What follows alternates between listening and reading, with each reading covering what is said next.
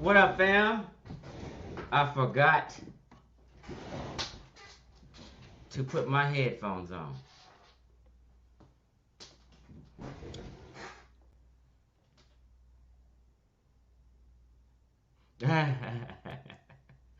I forgot to put my headphones on. Let me plug this in.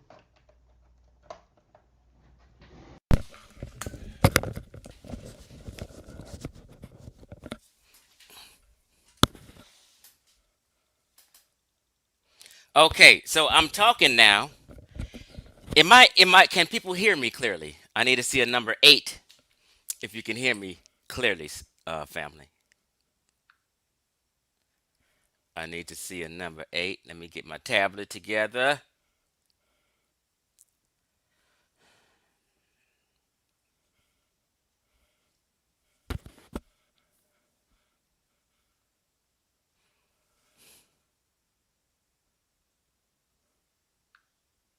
Oops. Oops. All right, I see some 8s. Oops, hold on 1 second, family.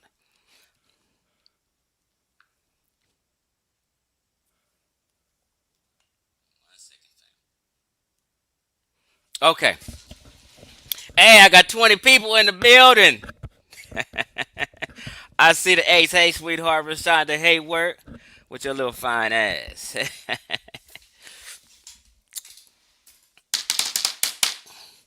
So, how should I get started? Now, I have in the title Garfield's excuse exposed as lies. But I have to be honest, I didn't listen clearly, so I may be off. And the reason being is that now I hear that Garfield may have 2 daughters. Is this true? I don't know. So when I thought I was listening to the daughter on on um um um on Garfield's channel, I heard it's Garfield's daughter's sister. Okay, so I haven't changed the title, but we're gonna go in on it. But I'll show you what I did think, right? And why I say Garfield's excuse exposed as lies. Now, anybody with common sense and logic knows inside Garfield's lying and made up an elaborate story because he's done it many times.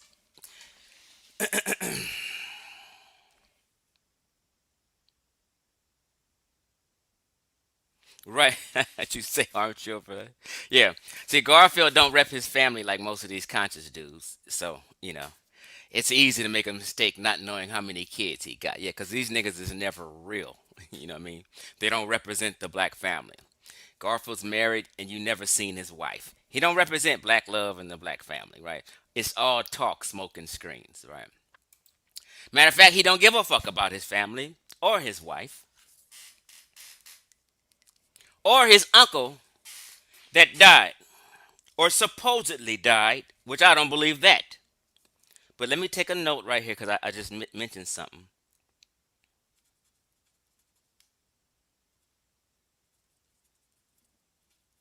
Let me make a note to make sure I um, remember something. Um,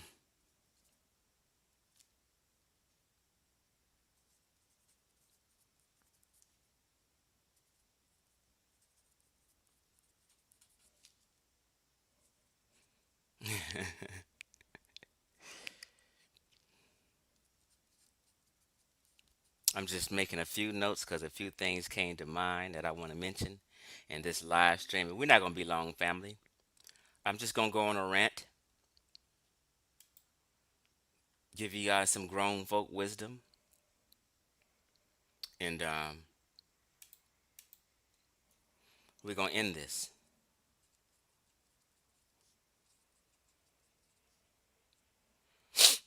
Um,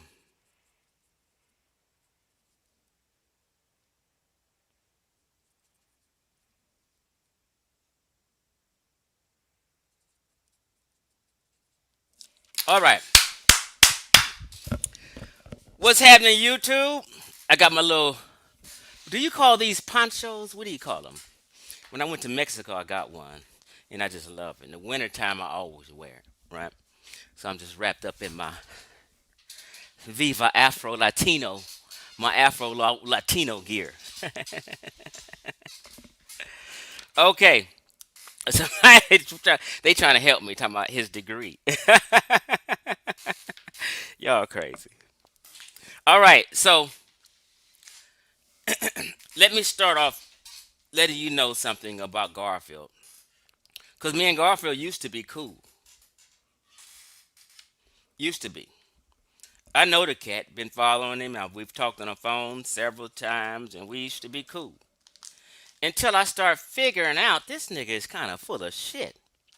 I start really listening to him, and I said, this nigga just be lying. Like every stream, like listen, I listen to people, and sometimes, like, if you 25-year-old, you may not be able to listen to somebody and pick out a lie or put together logic and common sense like someone who may be 40, right? So wisdom comes with age. So I sit back and I listen to Garfield lie every time he goes live. And just about the silliest of things, right? First of all, Garfield has a history of making up elaborate stories and lies. He made up elaborate stories and lies on me, so I know firsthand. So I just want to explain a little bit of Garfield's background before I delve into exposing this bullshit lie and the real reason Garfield didn't show up. Because it's a combination of reasons, not just one. Now, I see people are on Sinetters right now, 1,500 people listening. So when I put this title in here and scheduled it, I said, I'm going to have a nice live. It's going to be 50, 60 people listening, right? But a lot of people are over there right now. They'll come over here later, right? But I never have 36 people listening to me as soon as I start a live stream 5 minutes later. So check this out. And we're going to be honest. I've done 2 videos called Garfield Exposed. If you didn't see part 1, the first one, then this is why you may be confused and or in denial, because I've told you guys and I've showed you guys that he's a habitual liar, he's a piece of shit, and he's extremely immoral.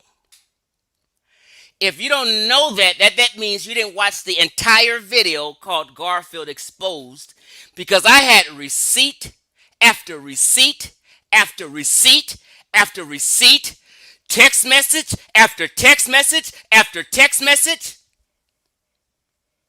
And if you actually seen that, then you would be side-eyeing Garfield right now and everything will be clear and you would understand.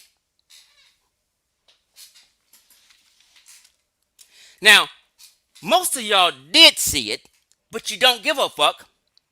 I've come to understand in this conscious community. Because you guys will key and buddy with all kind of motherfucking thieves, pedophiles, rapists, scammers, and frauds. I watch you on a daily basis kiki with these kind of niggas and suck up to them. I watch you on a daily basis get down with lying ass niggas on a daily. Let me tell you why. There's a psychology to this. Birds of a feather flock together. When you're a piece of shit, your buddies are usually these piece of shits. If you're a liar, your buddy's a liar. Example. First person people, when Garfield gives his explanation of what went wrong, or give this lie about what went wrong, he calls up the homies on the stream, like Cedric Ortega, Thunder, Sabio, and all these sucking dick ass dick ride niggas. Fuck them. Listen here, family. I'm about to be extremely disrespectful. Put the children away. My channel is not a channel for kids. Fuck them kids. They tried to tell me Sarnetta's a friendly channel for kids. Chief X, don't say that. Are you kidding me? Sarnetta is not a channel for kids. And if you got your kids watching Sarnetta TV thinking they're going to pick up some information, you need to be sterilized and your kids should be taken from you. Because ain't nothing over there with a bunch of drama and fuck niggas. Let's be honest. Dr. York's son and shit. Crazy bitches named Napatali and shit talking crazy. The earth is 6,000. All these whacked out nutcases on his shit. Talking that dumb shit. I wish I would have my son, who's at Northwestern Missouri State, who's about to have his degree this year. I wish I would have my son listen to a lame ass nigga like Reggie. Are you kidding me? When he got all these professors and shit at his college.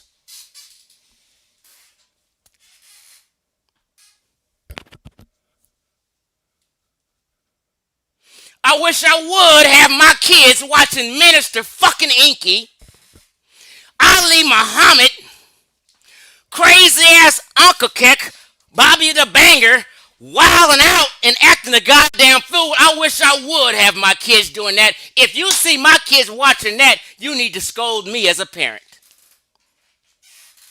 Ain't no child-friendly show. Get the fuck out of here. Just like mine ain't no child-friendly show. Don't bring no kids over here. I'm a grown-ass man and I'm fucking with adults. My daughter and grandbaby just left here. I said I'm about to go live. Y'all got to go.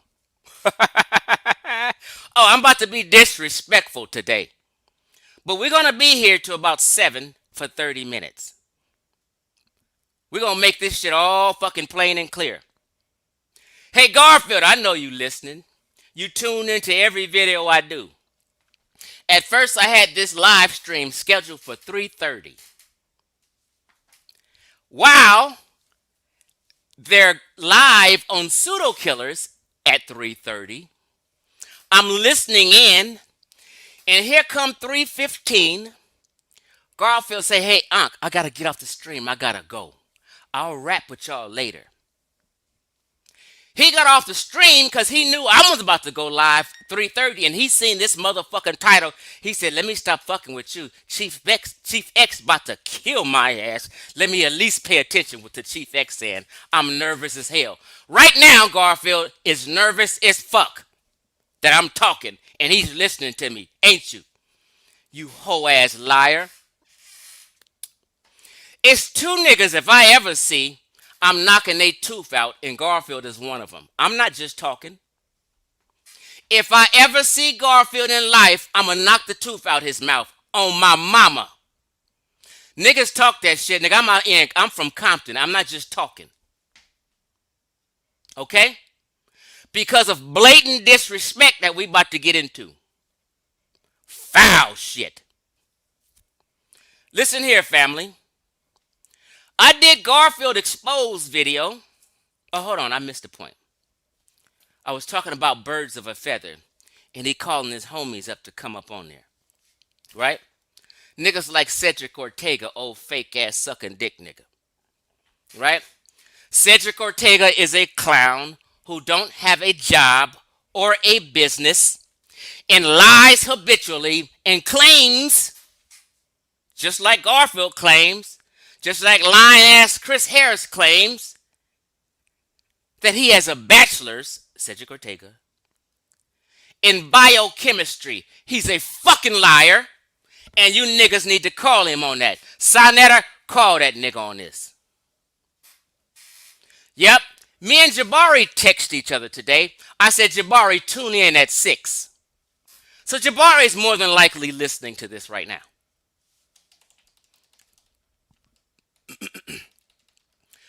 Cedric Ortega says he has a degree and don't. I offered the nigga $100 to prove he has a biochemistry degree. I've never known so many niggas with degrees and no fucking job. Are you kidding me? I'm not living in La La Land. Everybody I know who has a degree in the field of science has a job except conscious community niggas. Every day you see Cedric Ortega sitting up in that nasty ass dirty room on a bed all day long. You know he don't have a job. Pseudo killers go live, Cedric's right there.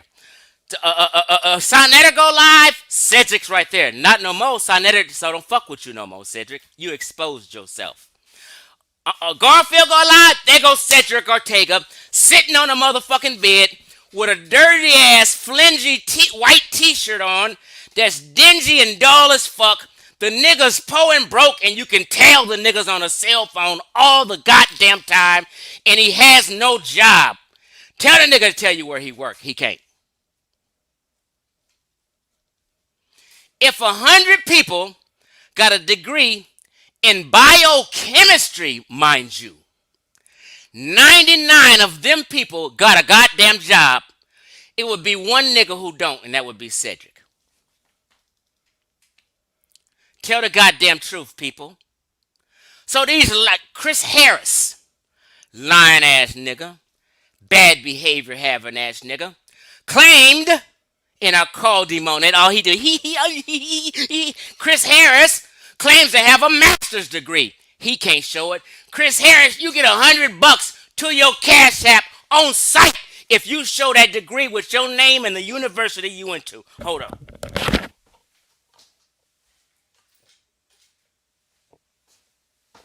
I got money for you niggas, okay? I got money for you niggas. This is how you know niggas is lying. You know niggas is lying when they won't accept no money to show you something. They say, Chief X, I'm on Facebook. Chief X, show you know, you ain't no realtor. You ain't got no motherfucking real estate license. Here it is. I'm showing you my state of California Department of Real Estate license because I passed the exam with the state, and goddamn it, I was doing real estate loans.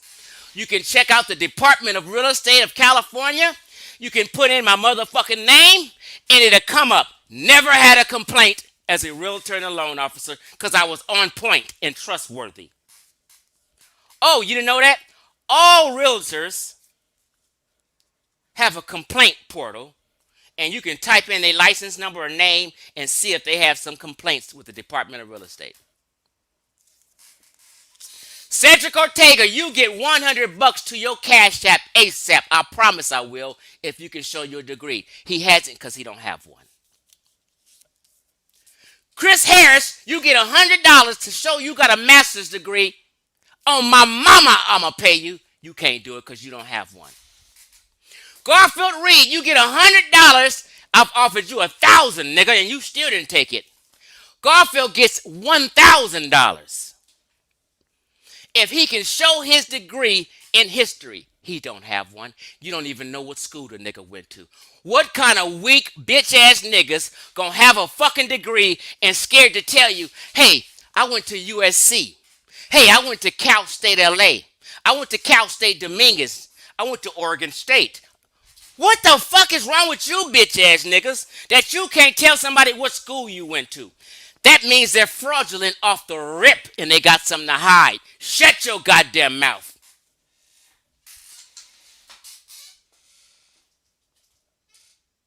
So he called up all the homies and they on there all lying for him, and Sabi on there bullshit lying with his mentally disturbed ass. Let's get into Garfield's background. Garfield exposed. If you niggas didn't watch it, that's on you. I'm trying to inform the entire community of all frauds and liars. If you didn't watch, that means you didn't want to know. Let me tell you something. This is why these niggas kiki with the worst of the worst. Let me tell you why. Cedric Ortega kisses Onk's ass and kisses Garfield's ass for a reason.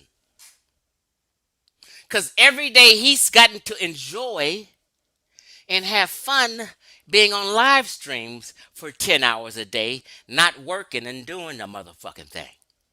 Bum ass nigga. So he's gotten used to that, and that's fun to him and entertaining to him. And he thinks he can get up on live stream and spew a bunch of shit and sound intelligence.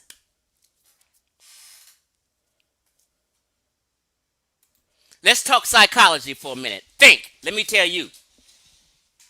So, you have to kiss the guy's ass that you kiki with so you can be heard and seen. If Ankh fell off the earth right now and Garfield fell off the earth right now, nobody would know Cedric Ortega. Nobody would ever hear him or see him.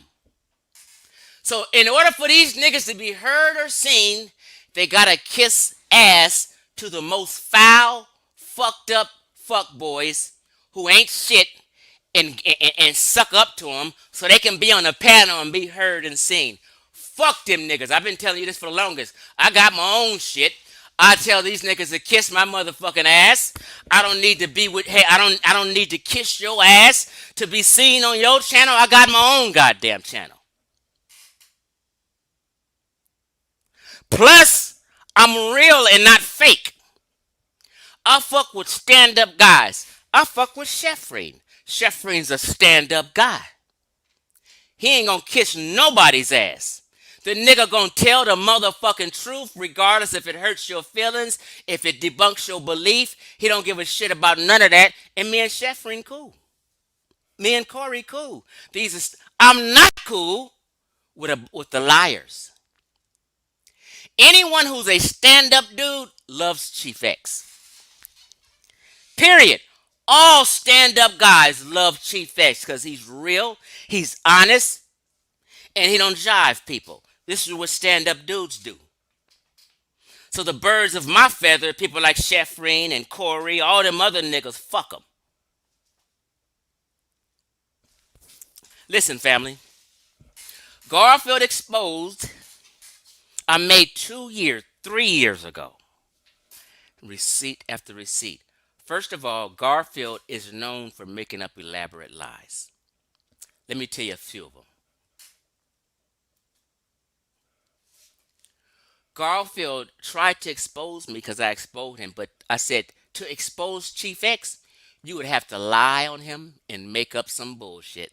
Because anything Chief X done in his life that's wrong or bad, any jail time, any drug use, Chief X told it already. So if anybody knows, it's because Chief X told your ass.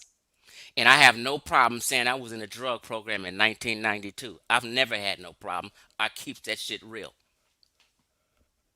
Right? Um,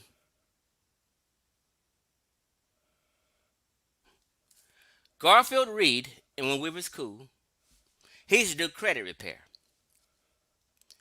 Shit like this. Let me show you.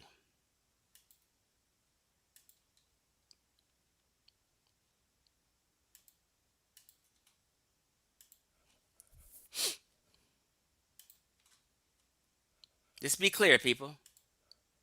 Let's be fucking clear today. Bam. This is Garfield Reid's photo. He should have the Z card. What happened to that? All these people he scammed with these cards, and you guys seem to fucking forget.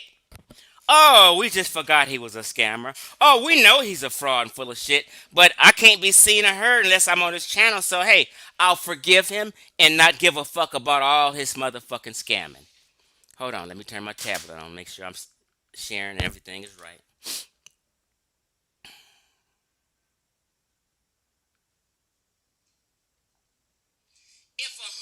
Hold on. I'm about to go in, family. Stay tuned.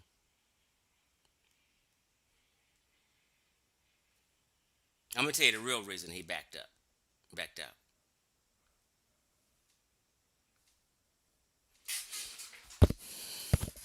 Scam. Let's see some more of this bullshit. This is all that shit he was doing, right? Hold on 1 second. Let me remove this for a second. 1 second, y'all.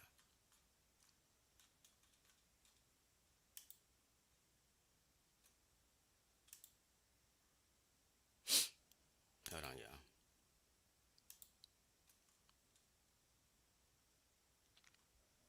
Damn it, I don't have it on here. But I can explain it. Z card. All this credit repair. And him posting all these pictures of him deleting all these student loans and shit. Scamming people for credit repair. One of the guys he scammed for credit repair is in the goddamn chat. That's my homie, Dana Garrison. Me and Dana Garrison hang out on weekends on fight nights and watch UFC fights. Love Dana Garrison and his wife. Beautiful people. But Garfield scammed the fuck out of him. Tell the truth. If you seen Garfield exposed video, you would know this. I had Garfield. I exposed the nigga Garfield so bad, I made Garfield give him half his money back. I ain't got to make that up. Why would Garfield give him half his money back? Because the nigga was guilty of shit. Garfield done fucked up so many people's credit, lying to them about what he can do, telling people don't pay this off, just don't worry about it, I'll take care of it, making their credit worse, not able to be removing student loans, because you can't remove student loans. I've told you niggas this. How did you ever believe him? You cannot remove a government student loan doing no credit repair. Impossible. Now, if you did remove it, it was because some name was off or wrong. But they'll correct that shit, and you'll see that shit right back on there a month or two later. Garfield knows this. But to lure people in under false pretenses, he had to tell all these people, because most people have a school loan. I had one years ago. So that's a good thing to lure people in on with fucked up credit. Hey, I can get your school loans removed and clean your credit up. Use a fucking lie. Use a fucking lie. You cannot remove student loans. Then, I showed all these receipts I'm talking, by the way. Go back and look at the Garfield Exposed Part 1 video. Then, Garfield, when we were cool, tried to get me to get some money from a dude in LA out the hood, take this money and deposit it into a certain bank he wanted me to go to. I said, huh? Why don't you just tell the dude to send you the money? It was just a strange request. Oh, I don't want excuses, lies, and excuses. This what made me turn on Garfield. I said, this nigga had no respect for me. So this nigga wanted me to deposit some shit in the bank, and it was from some scam shit.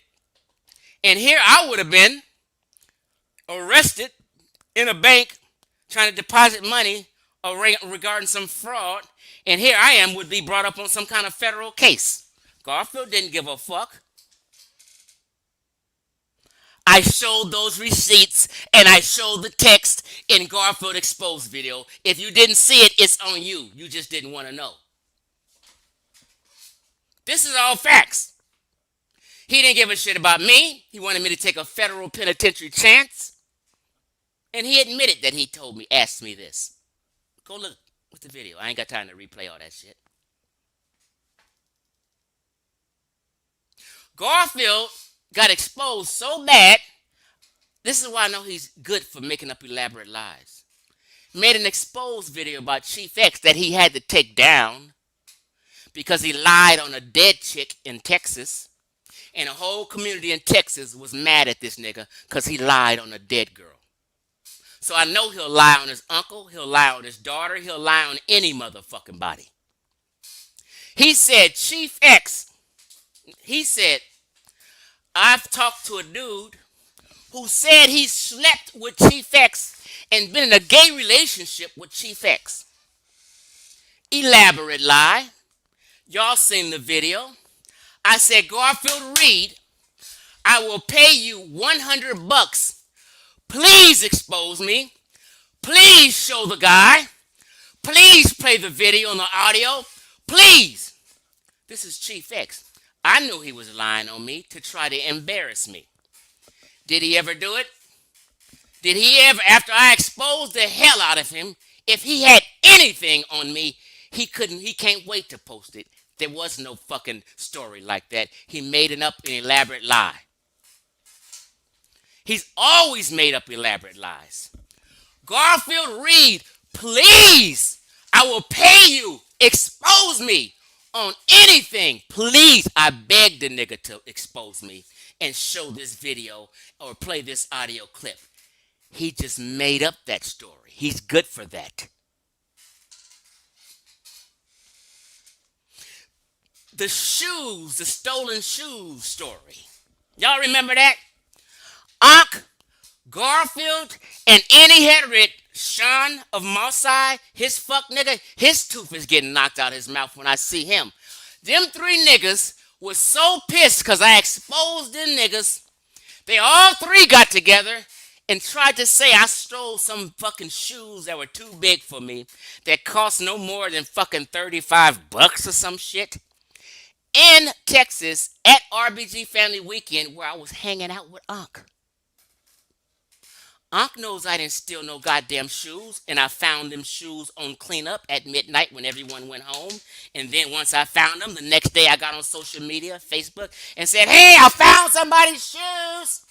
And he knows I said that so I can get them back to the person who lost them or left them. But them niggas, after I exposed them, came back and tried to create some fake narrative and Chief X stole shoes. I had to show receipts that I mailed this woman her shoes on my own dime. I had to show receipts that Ankh and Brother Ben was trying to make two sales. So they was trying to force me to buy this girl some new shoes. And since it didn't work, they was all... Listen here, family. Elaborate lies. And Garfield pushed that lie hard. And all three of them niggas, I made a video exposing all of them for habitually lying and intentionally lying on me to try to embarrass me. That video's on my timeline. And if anybody see that, they should be disgusted. This is unbelievable. The lengths that Ankh, Sean, and Garfield went. Ankh is a liar and a scam artist. Bet nobody do no business with this nigga. 4 years ago, I sent this nigga a case of Moringa on consignment. I got proof. He admitted it. The nigga never paid me a penny.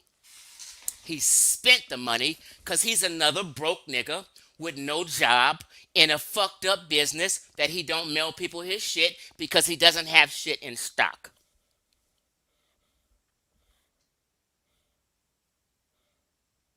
Four niggas, and I got the screenshots and have shown them, have said Ankh did not mail their shit. But Ankh can get away with it because he tells niggas on PayPal to hit the refund button. If you don't get your shit, hit that refund button. I can't scam you.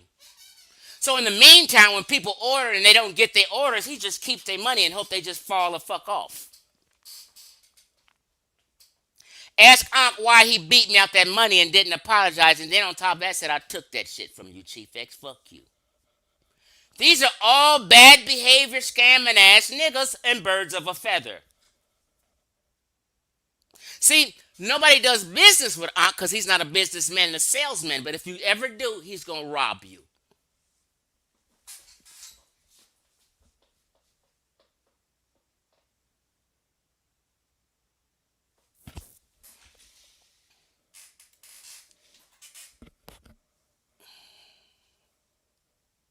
Read that. I mean, it's examples after example.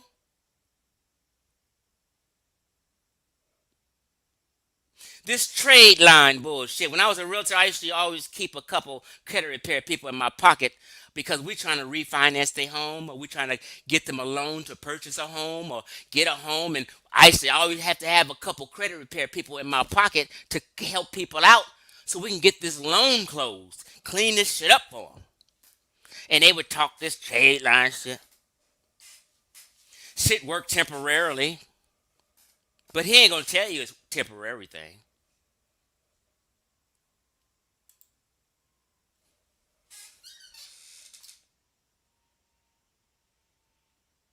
So I'm gonna play some audio for you guys of Garfield's lie, and I'm gonna tell you the real reason he couldn't make it. Matter of fact, let me just sit here and tell you the real reason Garfield couldn't make it. I should pull the video up, but I'll just tell you. Not yesterday, the debate day, but the day before yesterday at night, the night before the debate, Sonetta was live. I'm trying to tell you something. You guys don't understand. Sonetta was live. And he was begging everybody, if you come on here, be on camera. Please be on camera. And he wouldn't let people on if they weren't on camera. Sonetta is starting to do that now. Because there's so many trolls out here. Right? Everybody has to be on camera. Please be on camera. Garfield's the only one that couldn't be on camera. Why? Ask yourself why Garfield's not on camera today. Why? Garfield has been streaming 3 hours on his page, 3 hours on another person's page, and has never showed his face or where he's at the entire time. Even after being begged to get on camera 2 nights ago, he couldn't do it. I'm going to tell you why, family. Because these niggas is homeless and hobos and or live with family members. When I made Garfield Exposed, I told y'all Garfield has a wife who he doesn't represent, and he's a house husband. And this is why he used to stream only early morning during the daytime when she go to work. Evening times he wouldn't stream because she's home. And she ain't gonna go for and listen to, and he not gonna be talking that shit in front of his wife, and she picking up all his lies and seeing he's a bullshitter. So he doesn't stream when his wife and possibly Big Mama, I don't know for sure, is home. Never. He'll either go to his car or do it in the morning. You see, I see my F fell down. I just noticed that. You see, I'm at home in the comfort of my home. I'm a man with my own space to do what the fuck I want. Garfield and act like this. These niggas don't have their own space. So when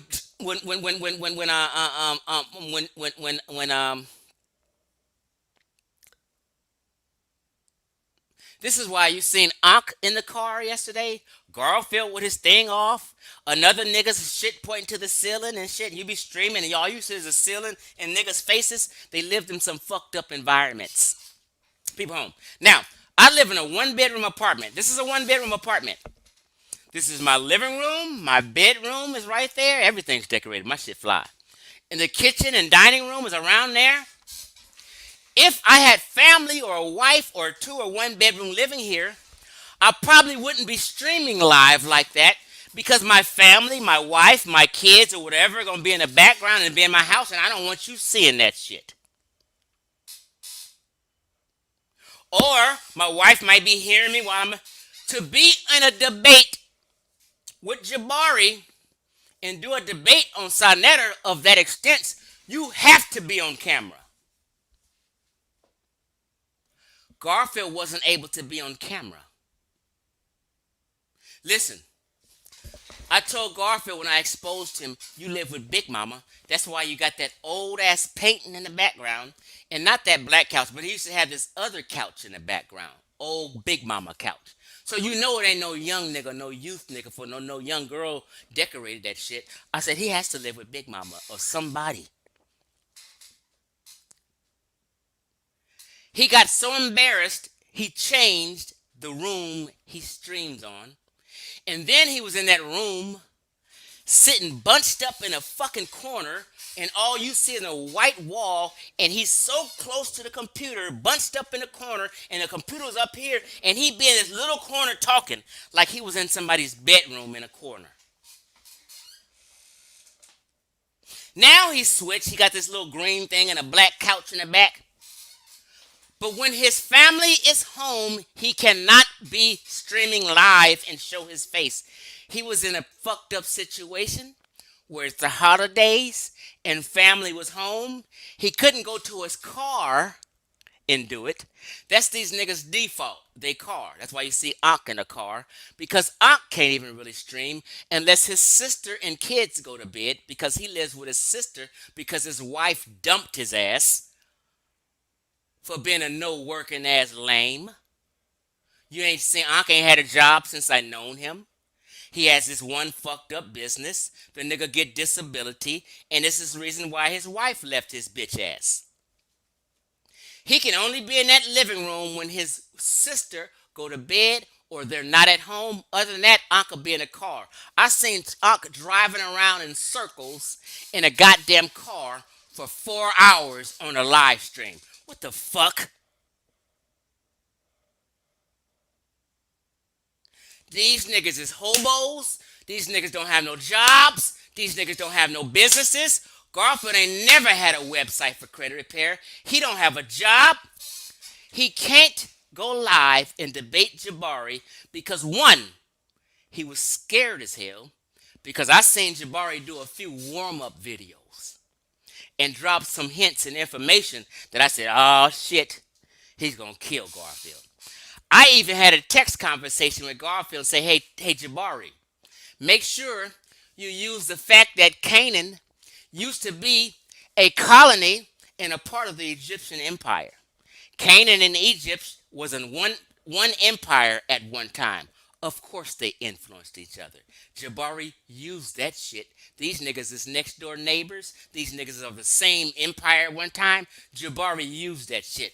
I don't know if he did, but I was giving him some game on how to beat the brakes off of Garfield.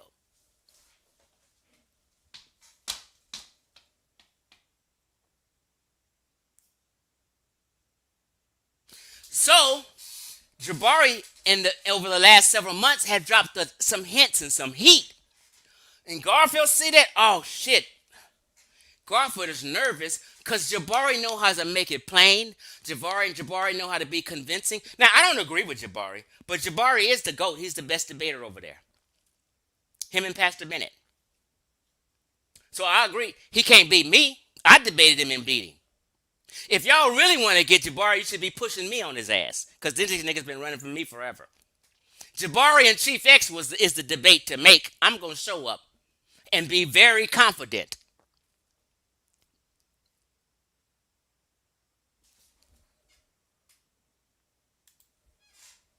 Right? So, I forgot my damn point. Oh, so one, he's a little leery and scared because it's very embarrassing to be in a debate with 2,000, 3,000 people watching you and you getting ragdolled. That's embarrassing. People want to back away from that type of shit. And Garfield knows every single time, and I've watched at least five discussions that he's had with Jabari over the 5 years. Every single discussion, Jabari has made Garfield look bad. Look like a hater. Made him look like an emotional wreck. It's never ever been good for Garfield when he's faced off with Jabari in any conversation. He was scared. And no excuse. We're gonna get to these excuses. Because he had the choice, which he's not actually mentioning. He had the choice. He didn't choose. He had the choice to do it today. He didn't want it any kind of way. So you cannot make excuses for this nigga. But let's get into the video. And I'm going to show you why I thought I exposed him in a lie. And let me tell you something. I'm 53 years old. Ain't too much I ain't done, heard, or seen. I know how sting operations work. And what Garfield showed you niggas was not a sting operation. The fuck out of here.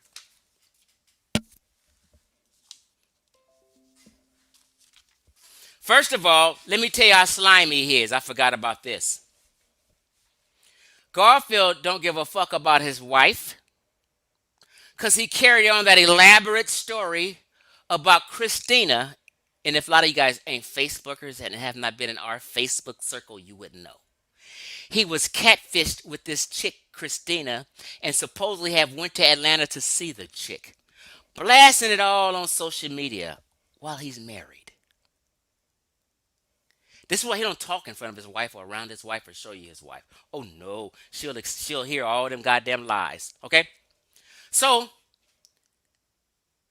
he knew this picture of her was not who she was, and he ended up meeting some other chick. But then after that, he carried on this lie like he was with this fine ass catfish chick, and she was fine for a whole year. The chick found out that she was a catfish and said, "Wait a minute," and a whole big kerfuffle on Facebook went down. She don't know Garfield. She didn't know a bunch of all these other motherfuckers. All these lies on her for a year because her cousin was using her pictures for a fake ass Facebook page. And Garfield helped her cousin lie for years around a. Y'all remember this shit? Elaborate lies. Garfield was exposed. I don't know how y'all forgave him for that shit.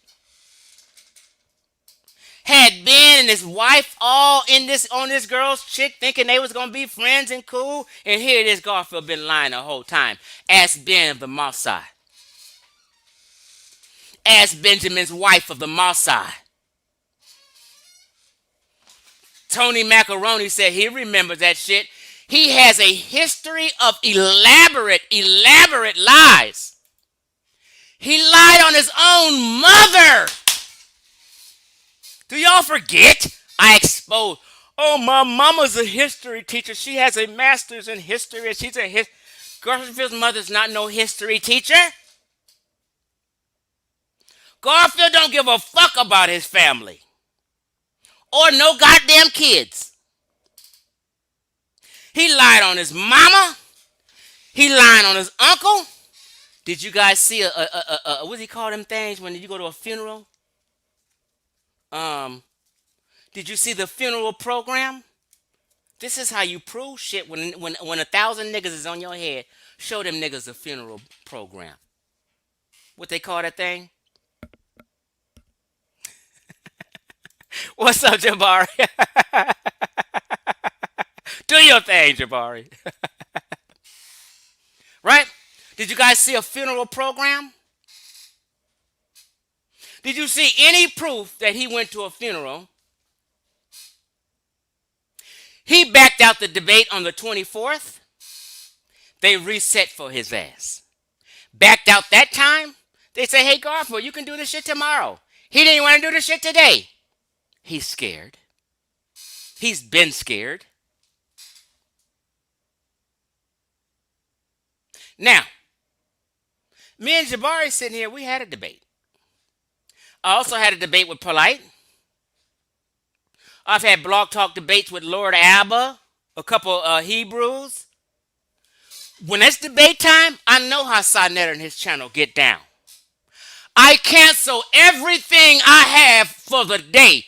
I don't know how long a question and answer period is going to go because I want to give the people a thorough debate and a thorough question and answer period, and I want to be available.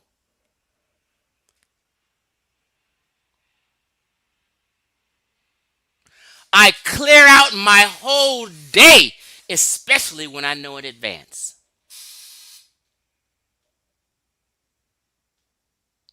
You make a sacrifice for the people sometimes if you care about the people. I remember young Pharaoh and Sarah Sudi backed out that debate. People were pissed. And that debate was bigger than this one with Jabari and them. Guess what? In that debate, it was so about to be so big, and Pharaoh had a big following.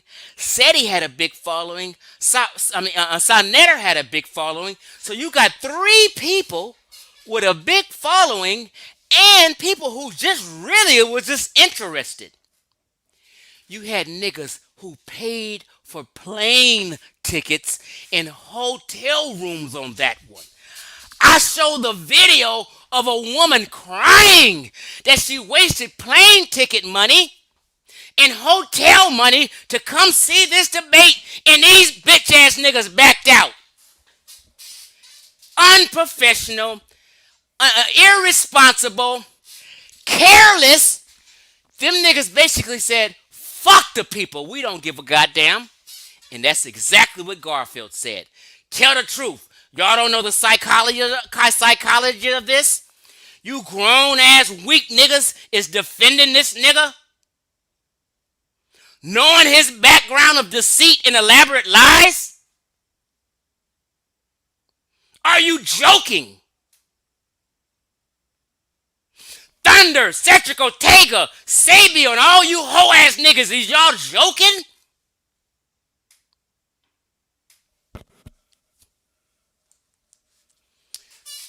Bro, listen here. Let me just play this real quick before I continue.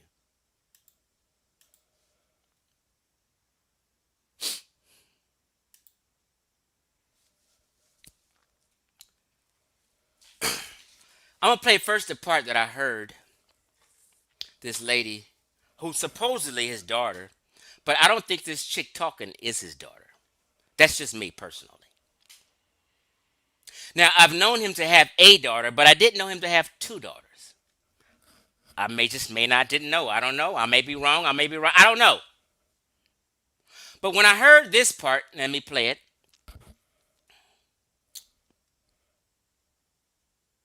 Life as him doing dumb shit and messing with my family, and now he's sitting in jail. So all of y'all press, kiss my ass, get off my father's dick.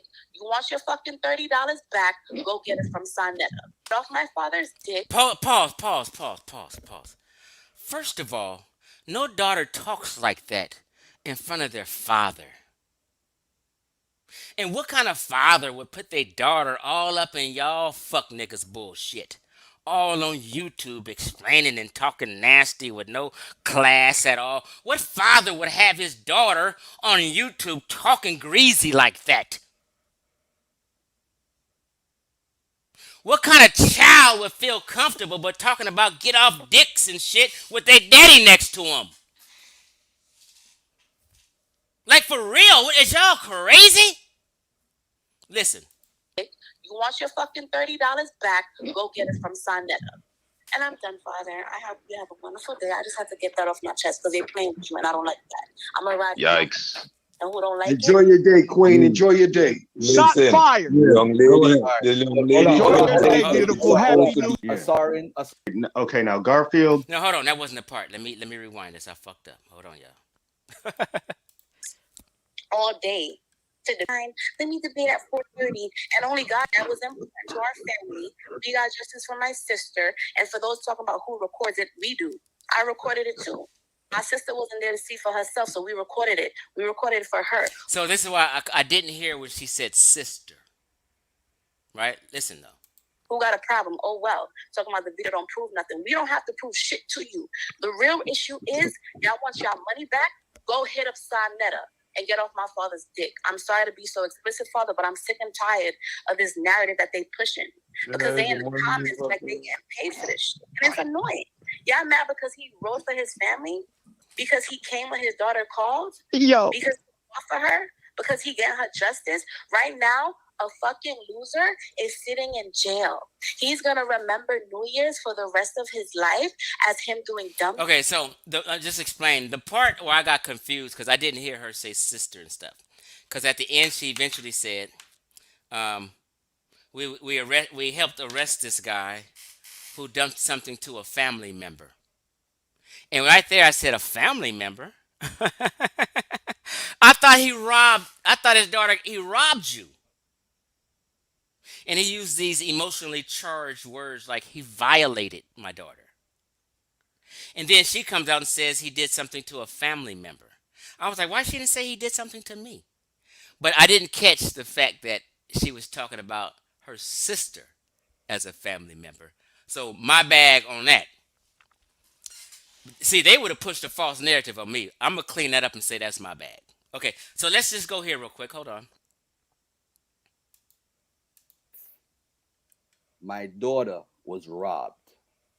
Let me just be careful, and I want everybody to listen to this carefully. November 30th, my daughter was robbed. On December the 1st, I called Raw Bond and told him what had happened. Now, watch this. The gentleman who robbed my daughter yesterday was the day. And let me just show the video, Joe Martin. We were supposed to confront the gentleman yesterday and get him arrested. Police work does not work like that. Police, listen, listen. If you call the police about some intruder, not some intruder, about somebody doing some foul, somebody crazy in the neighborhood, or somebody who robbed somebody especially, the police gonna tell you to sit fucking still, don't go nowhere, give us the information. Just like they don't tell you to go follow them or be with us. This is not how police work, and anybody believe that dumb shit is gullible as hell. Let me continue. Now, this is what's been going on. I'm not going to tell everybody the whole story. So let me just show the video so that everybody could be aware of what happened. All right? Since we like to be in people's business and judge, at 4 o'clock, I could not do a debate because it would have stretched to 7 o'clock. I had to be. Pause. Let me just give you this logic before I finish playing this. If the police know where a motherfucker at, what would they need you for? If they know somebody's name, that's it. You tell them, that's it. You get the fuck out the way. They don't use you for no sting operation. Like, what did you guys don't know reality in life? That is totally against protocol and all rules. Listen. Somewhere else. This is where I had to be in Harlem at 125th Street. Since y'all like to talk people's shit and be in people's business, I could not do a debate. I could not do a debate after 4 o'clock because I couldn't confront the gentleman who violated my daughter. See, them emotionally charged words is for you. To pull on your heartstring and break you down as if he's telling some truth. Niggas are always doing some emotional stories and coming with these fucking excuses. That's why I couldn't do it after 4 o'clock. I told Sonetta I cannot do a debate after 4 o'clock. After 4 o'clock. This is the video of when the police arrested the gentleman, and I'm going to show it. It's not your damn business. It wasn't Sonetta's business. It wasn't Jabari's business. It was my business. Yesterday was the day to get this dude arrested. Yesterday. This is it right here. So get the boy finally. Get the pussy rob my daughter. I'm parked right here. He doesn't know it's me. He doesn't know it's me. He doesn't know. This is him faking and talking, trying to fool you guys. He's not talking to any law enforcement right now. You will never see no law enforcement. He won't even put the camera on himself. It's all concocted bullshit. He doesn't know it's me. He doesn't know it's me. He doesn't know. Not one police officer will look at him or care about him. He's a fucking listen.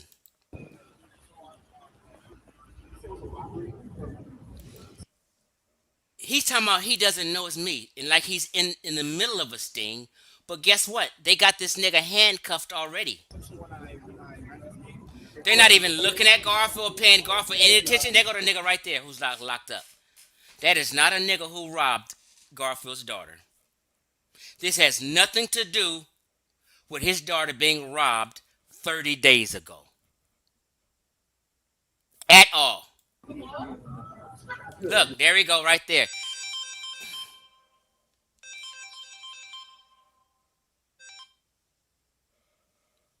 What up, baby girl? On the live stream, what's up? I hit you back.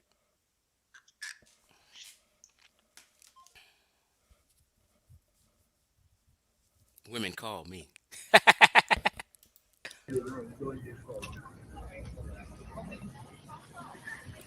In what?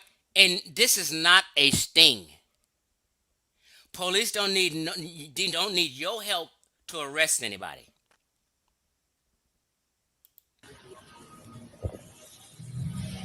Yep. Rob and get shot. Now watch this now. This is the next video. There he go getting arrested for he tried to rob my daughter. Punk ass nigga. Now before I play this video, I'm on the phone with Unc because None of these niggas look at him. Not one person look at Garfield or talk to Garfield this whole time. He's filming an incident that's just going on in New York that he has nothing to do with and has nothing to do with him. He said, let me use this as an excuse and play on your heartstrings and act like this is somebody who violated my daughter. Violated. What does rob mean? Did he put a gun to her head? Well, how did she get robbed? Did he steal something from her? Well, break this shit down, nigga. We confused. You can't break it down. You can't give too many details, because if you talk too much, we're going to figure out you're lying. Unc knew the situation because Unc was on speakerphone when I was. Unc. He called everybody who's a bird of a feather to try and defend him. Just so happened to be his two closest fucking cyber buddies, Raborn and Ankh. Two lying ass niggas. Two other niggas who's hobos. Rob Bourne's a hobo. Every time you see Rob Bourne, he'll have a backpack on, walking the streets of New York. The nigga's never at home. The nigga do a live stream outside for 4 hours. Or not be on camera. None of these niggas is on camera because their living arrangements is fucked up. I was talking to the detective at 4 o'clock in the afternoon. Unc knew this. I don't have to come on and tell you all this, but nobody is running from no Jabari, Joe Martin. Nobody's running from that fake ass information. Somebody clearly was being arrested in the store. Okay? Police departments do not waste no motherfucking money for some sting operation and waste all them funds and time because somebody stole something from one other person. Y'all don't know this? A sting operation, I can see if they was busting down a door because a dope dealer is supposed to have some kilos all in the house and they trying to bring down a drug dealer. They gonna set up a sting operation. They don't set up no sting operation for no fucking petty theft. You stupid motherfuckers. Oh, he committed petty theft. Let's have a sting operation. Get the fuck out of here. What did she get robbed of? You didn't even say that.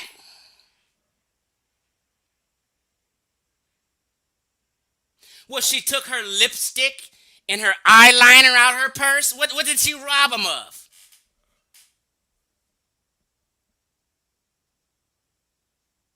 He snatched her purse. What?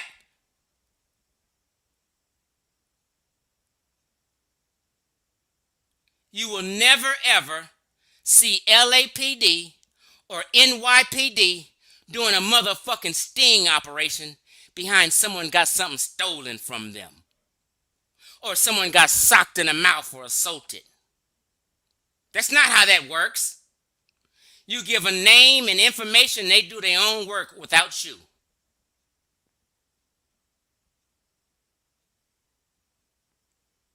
I can shoot a motherfucker.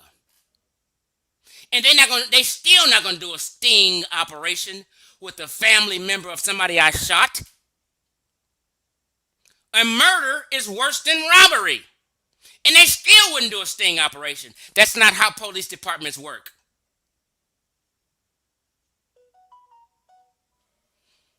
Them niggas is just helping Garfield lie. because they're habitual liars themselves. Now I don't want to play this. Well, let me just play some. You know what? I don't need to play no more of that video. Let me get y'all back to me.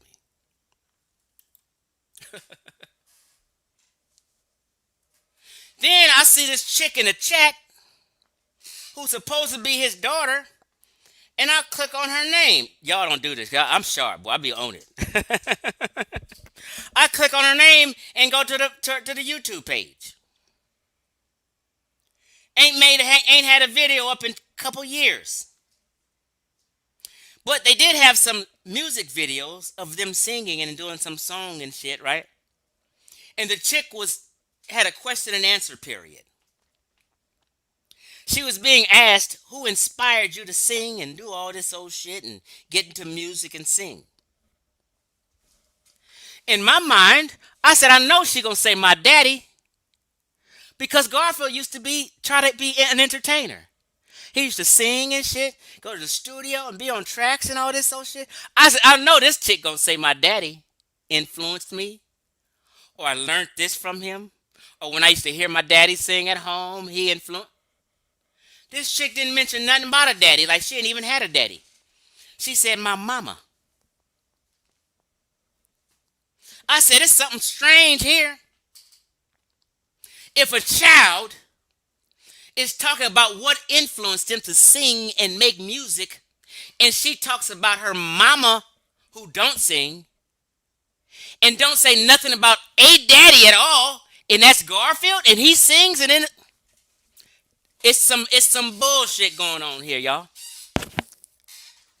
That chick you heard was not his daughter. No daughter talks about dicks and all this whole fuck you nigga shit and all these in front of their daddy like that. My daughters would never be talking about dicks in front of me.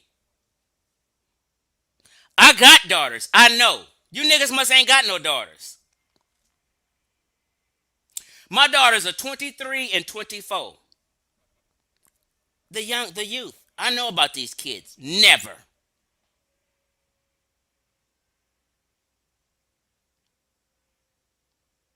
Never.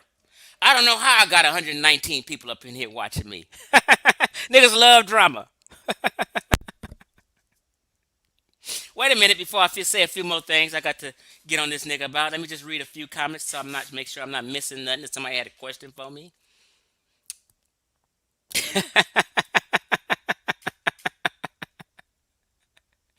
Oh man.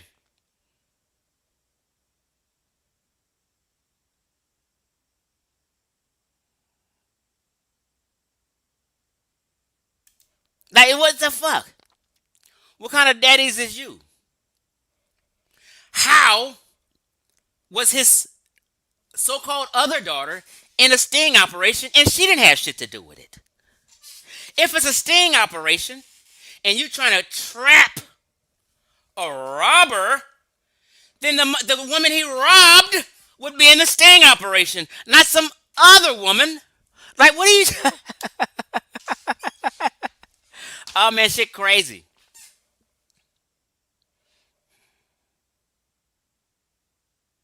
Let me just read through these comments before I come back.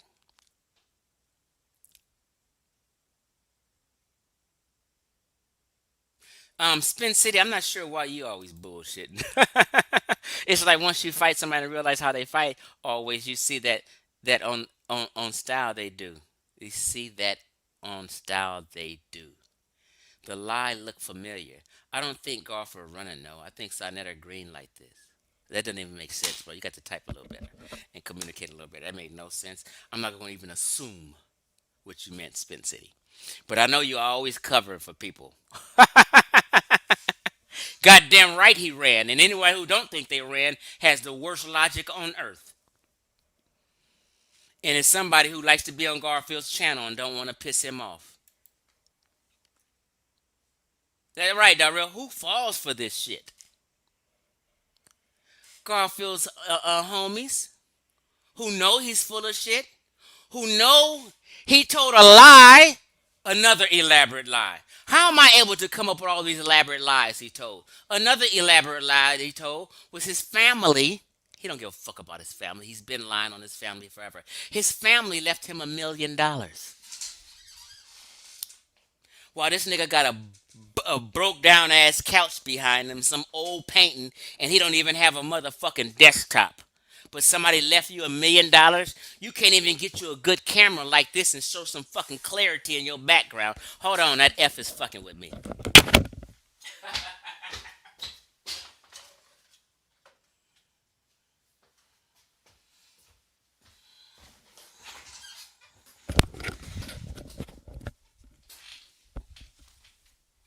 Now, so to debate Jabari, to have any debate on Sonetters, you have to be on camera.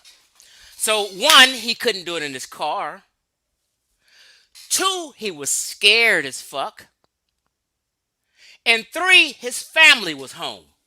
So no way in his little 1 or 2 bedroom apartments, I don't know where the nigga live, can you be live streaming and show your background and show your thing and be open and talk for 4 hours and go back and forth without your family hearing you, picking up on your lies, picking up on your bullshit, realizing you a bullshitter and you don't want to bullshit in front of them, so you don't want to do that shit on a holiday, New Year's Eve, when your family is home, plus you have no background. You're not a man who has his own space.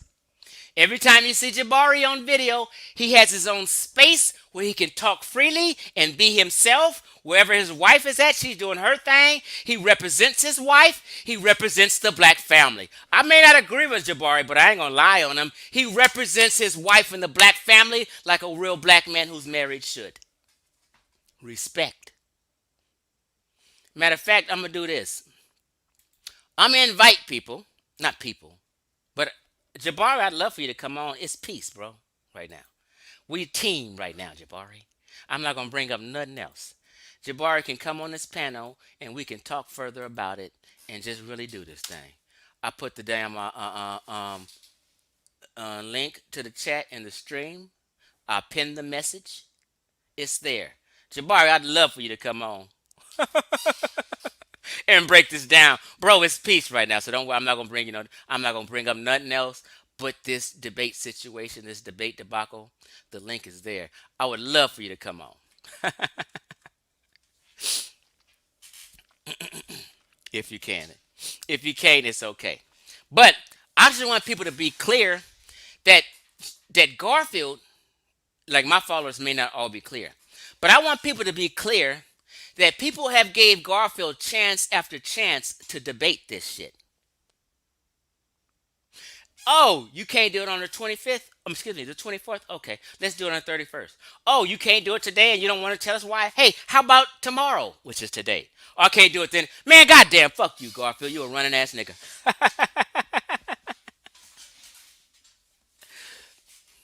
Now, you can think it was a winnable position, ZTS, but what the thing is, Garfield can't beat Jabari and never have beat Jabari, and Garfield makes ignorant the worst arguments. He's not a good debater. Garfield makes the worst arguments, bro. I may not agree with my brother Jabari here, but goddamn it, I know I always said from a year, Jabari is gonna beat the brakes out of him with simple logic. It doesn't matter. What's up, Jabari? How you doing, Peace, bro? brother. Peace, peace, peace, peace. First of all, for ZTS Media, the debate was not that the Bible was stolen from Egypt. That's not the debate. That's not the debate. I showed you a few different portions, which honestly, most scholars agree. It's not just Jabari saying it. Most scholars agree that those portions came from Kemetic text. Biblical scholars. They're not even scholars on ancient Kemet. They waited for a scholar in ancient Kemet to translate it and to say something, and then the biblical scholars had to deal with it. But I never argued that the Bible was stolen from Egypt. So I mean, I'm not sure exactly. Maybe you weren't listening. I don't know. I think that he also, would I debate that point? Why would I debate it if I just told you that it's not my argument? By the way, he also said, you know, Jabari got to keep all the profits. And I had to type, I said, Jabari's not been paid for this debate. Jabari has not been paid for this debate. I have not taken any money for this debate. That's something Sonetta and I are going to work out. But I've not gotten, people make these arguments and they're not based in any reality. I'm not exactly sure why they do that. Anyway, the reality is this. If Garfield truly had something going on with his family, I'm not heartless. I said to him, he's not my enemy. From one black man to another, if you're trying to support your family, I'm not heartless. I would actually have tried to support that position. But I want you to understand how things occurred. I had to reach out to him for me to tell me, to tell me that it wasn't happening. Once you realize you weren't going to be able to do it, the first thing you should do is say, this is what's happening. I can't do it. That's what he should have done. That would have been respectful. That would have at least allowed us to try to fix some things with the community who had paid a considerable amount of money to watch this debate. I mean, I was literally trying to assist Sonetta with the technical issues for like 3 hours. 3 hours. Garfield was nowhere to be found. Now, listen, if I was debating at 1 o'clock and I didn't hear anything at 1 o'clock, guess what I would do? What would you do, Chief X? If you're supposed to be having a debate and you ain't heard nothing at 1 o'clock, what would you do? You reach out and call and say, hey, what's going on? It's just what grown, responsible people do. It's called something real simple, Jabari. Proper communication. Yeah. And so here's the deal. He claims that he called Sonetta twice. Right? He claims. I can't confirm that. But why didn't he reach out to me? Why didn't he reach out to me? By the way, on the 24th, I reached out to him about his uncle, and that's when he said that we needed to talk. And I said to him, brother, I'm sorry, I heard about your uncle passing.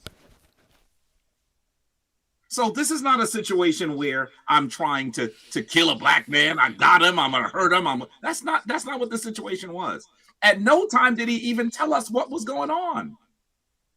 So even if this is true, and I don't know enough about the situation to know whether it is, but even if it is true, why wouldn't you tell us at the time that you understand what's going on, what is occurring?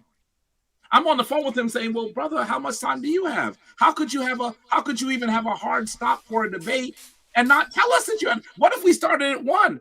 I would need to know that you need to end at 4. You didn't tell us any of this. And then Ankh starts speaking. I'm like, who was that on the phone? I didn't even know Ankh was on the phone. This sounds suspicious to me, Chief X. That's suspicious. You know what I do like about you, Jabari? Now, I like you, Jabari. I think you're a kind guy. You know what I mean? It's certain things about people. I think you're a kind person. It's obvious. I think you're a well-spoken person. I think you're very intelligent. You know what I mean? All the above. And what I really like is when a man represents his wife, right? When you represent your wife and show the black family, show you love your wife. And I've never told you this, but I absolutely love Dr. Anika. I appreciate that. I really. Listen here. So I'm not married. I used to be married. I have a girlfriend now. Yeah. Sometimes I sit back and be envious. Look at Jabari. He got a nice wife. Like my wife is an assistant principal at a high school. She has a master's. Not my wife. Did I say wife? Yeah. Excuse me. My lady friend, my girlfriend. She saw this. She expected to ring tomorrow. She might be listening because she's the one who called a minute ago. She has a master's degree in education. Yes. Right? So I'm not, a lot of these things these cats talk about and say, I'm not impressed by. Right? Right.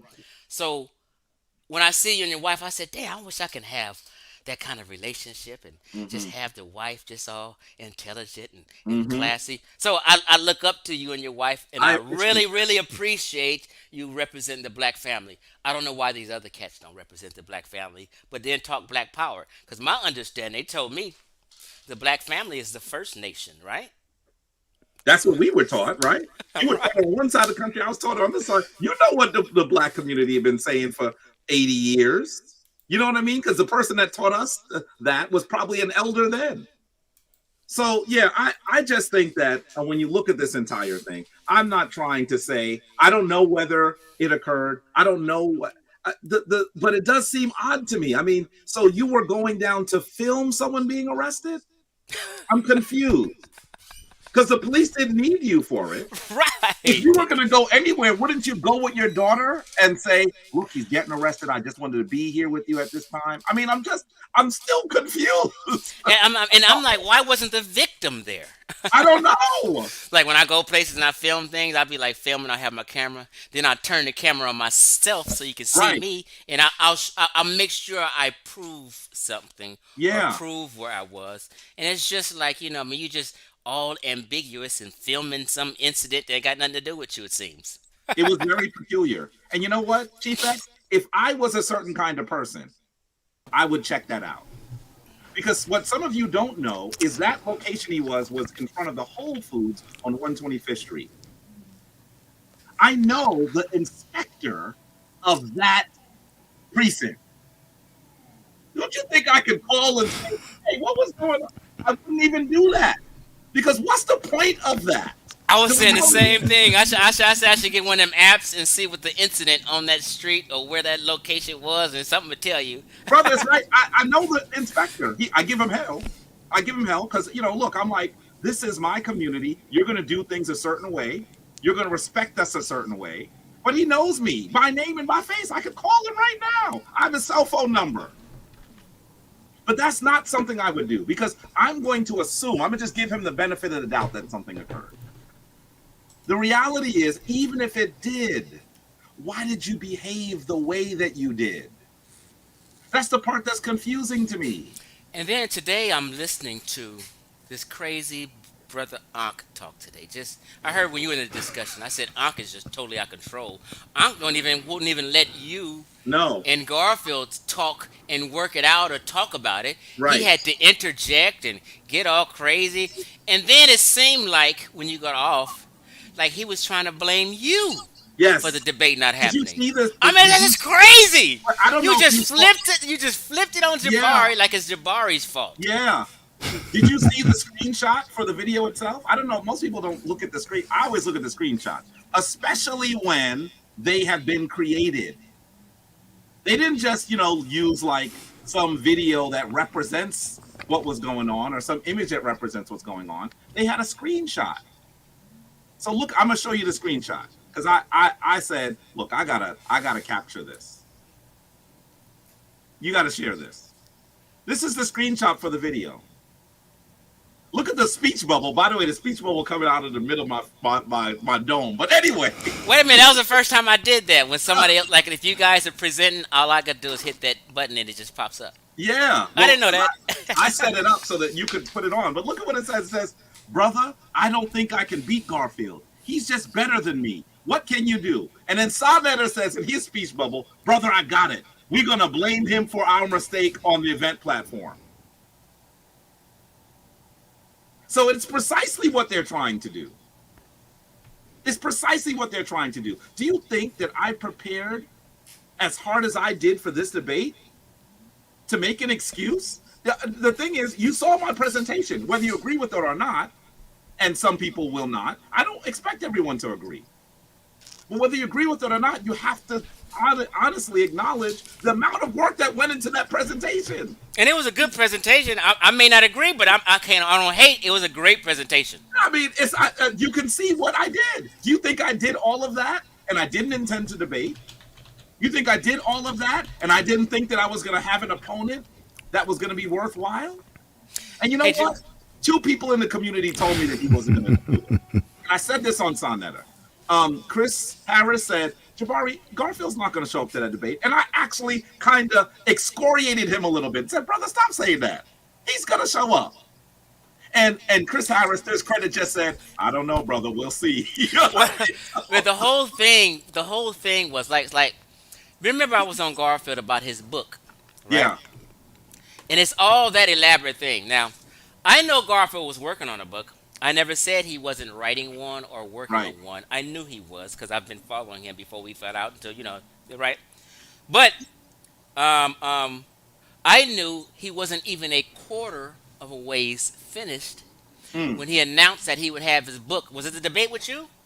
He was supposed to have his Yeah. book It was vending. one of the like the lead ups to the debate that didn't happen. That's what Right, happened right, a year ago. Was it a year because of ago? the pandemic. About Yeah, a year and a half ago, whatever. it's more than that. It's almost 3 years ago. Okay. Well, he was supposed to have his book vending at that table for that event, and he promised. I got him on video. Promised he would, and he said it was done, and he'll have it there. Come time, he didn't have it there. People prepaid him for the book, and I put so much pressure on Garfield Yes, you that I did. think after that pressure, I think he began to rush it, to compile it, and put it together, and he came out with it a year and 2 months later. Yeah. You see what I'm saying? So he Hmm. was lying when he took up. Like, no one prepays for something, and then you get that in a year and 2 months later. Like, what kind of business is that? He was showing he was irresponsible. Hey, Jabari, do you know Information Man? No, No, no. nah. Hey, He's a I just want. Let me introduce him. Information man setup. I'm envious, It's brother. right. Your Let camera me just is let me introduce you, the Information Man. lighting is amazing. Thank you, brother. Hold on, Go Information ahead. Man. Let me introduce you. Information Man is an unbiased person. He's very professional. He speaks well. He's educated. Don't you have a degree?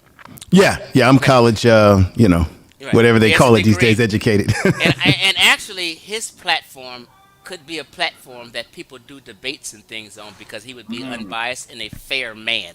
I like Information Man show, and he basically does videos and stuff on social commentary and current events and things like that. Go ahead, Information Man. Nah, I really wanted to introduce myself to Jabari because I've seen him over in Sinetas over a period of years now, over time. Yeah. And we have something in common, brother. I'm also a member of the Brotherhood as well, that you got in the back. Yes, sir. I've been a member for 34 years. Spring '89, San Francisco State University. So I just wanted to say, I know it's a very late Founders Day to you, but I just want to say Yeah. that to you.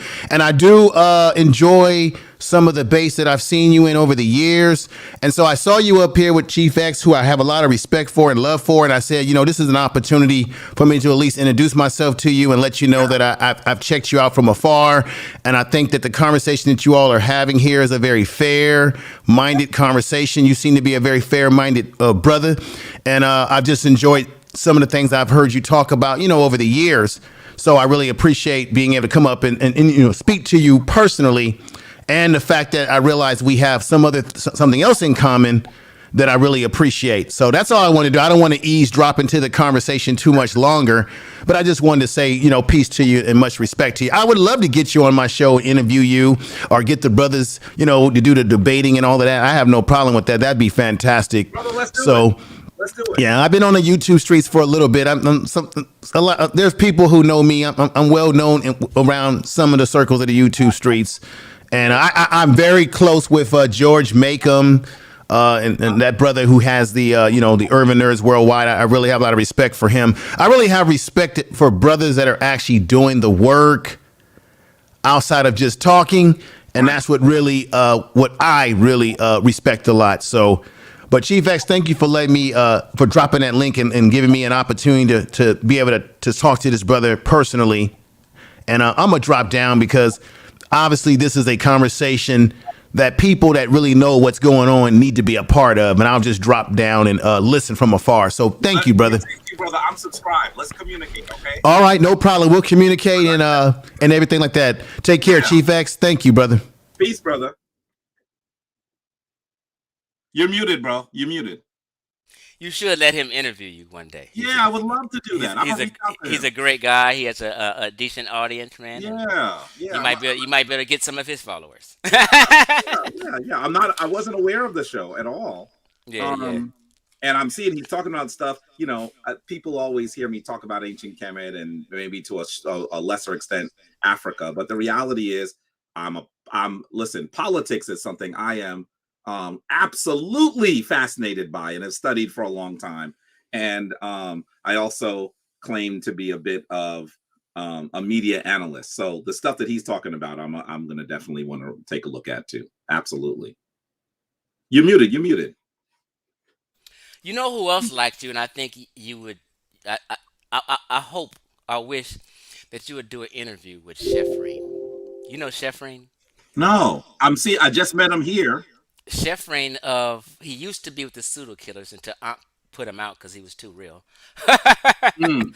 But he has a new channel, his graphics, and he's just started a new channel. And you would be a great interview for Chef Rain too. I'm trying to see if I can get into his channel as well. It's called Chef Madness. He's just started, so he got like one video. He's supposed to go live tonight. I'm not sure if he is. Uh, Chef Rain, you in the chat? is that Chefreen Elantu L? Yes. Yeah. Yeah, I see him here. But his new YouTube channel is called Chef Madness. I'm going to definitely check it out. Listen, I need to do more on YouTube on my own. Yeah, And you need to blow your channel up. yeah, so definitely when I look at folks who are doing this, like yourself, listen, we don't agree on everything. You and I have tangled a few times, but you already know I have respect for you. I'm just an antagonist. Because you are a business person. You are in an area of business that most Black people only dream to be in, and you are also articulate and traveled. So, you know, I even when you text me today, I said, I don't know if you know that I look at your videos. You know, so I didn't know that you were going to do this, but I would have seen it and said, oh, what's Chief X talking about? I'm subscribed to you. I like the fact you travel yeah, too. They told me a traveling man is a wise man. Yeah, I'm telling you. So I definitely I would have definitely loved to hear your take on this. And honestly, I really want to give Garfield a lot of deference, right? Because I know that and by the way, part of that conversation was a snide comment to me too. I don't know if you recognize that because I don't have children, people always play that up a little bit more. Oh, Right? okay, I get That's you. the other part that they've done, right? That's the other part of this, and I hear it and I know it, right? I kind of just ignore it. But the reality is that's part of what they're doing as well. Right. But I don't have to have. I have nieces and nephews. I want children. All of those things are things that that doesn't make me heartless. I never understood. Well, I do understand now why Reggie and Ankh dislike you. And people can say that. Oh, well, me and like Reggie can say that, or Garfield can say that. I got love for Jabari. Well, he's Yeah. cool. Oh, that is fake talk to me. It really is. I don't think they can. I think they can't stand you deep inside. And the reality is, they just don't want to be honest. For many years in public, I think they're Reggie envious and jealous as hell. Yeah. I called Reggie my brother for many years, knowing what he was doing in the background. And the thing that I always say to him is, I don't know, he was doing it poorly. Like he would talk to mutual friends and say the worst things about me. And the mutual friends would come back and say, you need to talk to your brother Reggie. I'd be like, why? Why is he saying this stuff about you? And I started to think, after the fourth or fifth, it's a lot of people, Chief X. After the fourth or fifth person, I started to think, he must not be too bright because he knows that he's talking to someone that we have mutual relationships with. Some of these people are closer to me than to him. So why? And it's not just I disagree with Jabari on this. It was like kind of like little backbiting stuff. Yeah. And I called him on something else petty he did. shit. I called him on something else he did, and he doesn't actually acknowledge what he did. I was doing a tour of the Metropolitan Museum, and Sonetta was there. Now, Sonetta has gone with Reggie to the Metropolitan Museum for many, many years. I'm on one tour, and I have people there. And I already know Sonetta. He says, Reggie, look at all the people here. And I can look at Reggie's face. He was upset. He claims that he was on a tour with Professor Small. The reality is Professor Small had paid me for the tour. So Professor Small was on my tour. I gave Professor Small his money back. I said, I'm honored that you're here, Elder. So in the middle of the tour, I'm leading the tour. I didn't even hear it. But he's speaking to people on my tour, Chief X, people who paid to be on the tour with me. And he says, I can't be here. There's no Meadow Netter on this tour. I'd love to go to Ghana with you. You gotta go, brother. I love it. I can't wait to go back. I know that you got Ghana in your blood. I can't wait to go back. Once you go to Ghana. I went on my 50th birthday. I went. I know you went because we talked about it, but okay. It's in your blood. You start scheming when you're gonna get back. Right. I can't wait I'm to get back. telling you, the I was supposed person. to go during COVID, but that fucked it up. So I had to Yeah. reset. Listen, during COVID, I've been 3 times already. But the other thing you should know is the person in the United States that I work with the most there, right? He's been a chief for maybe 25 years, right? He wrote the book Why I Became an African Chief. It's here someplace. Here it is. Why I Became an African Chief. He How old are you, just Jabari? submitted his paperwork, and last week, Chief X was actually given official dual citizenship in Ghana. Mm. He now is getting his passport. Mm. So there's a lot that we can do in Ghana that's going to be a lot of fun, brother. Because my paperwork is going in this month. For citizenship? For citizenship. You think you'll get it? Yes, I do. If he got it, I'm doing the stuff with him. He's saying tomorrow. A lot of other people, it took them forever to get it. Yeah, but you know, the difference is there was a time when they said that they were doing it and they just weren't. Okay. They said they were doing it. You can even find websites that say that they do it, but you couldn't find nobody that had it. So they've changed now. Now they're actually doing groups of people, batches of people.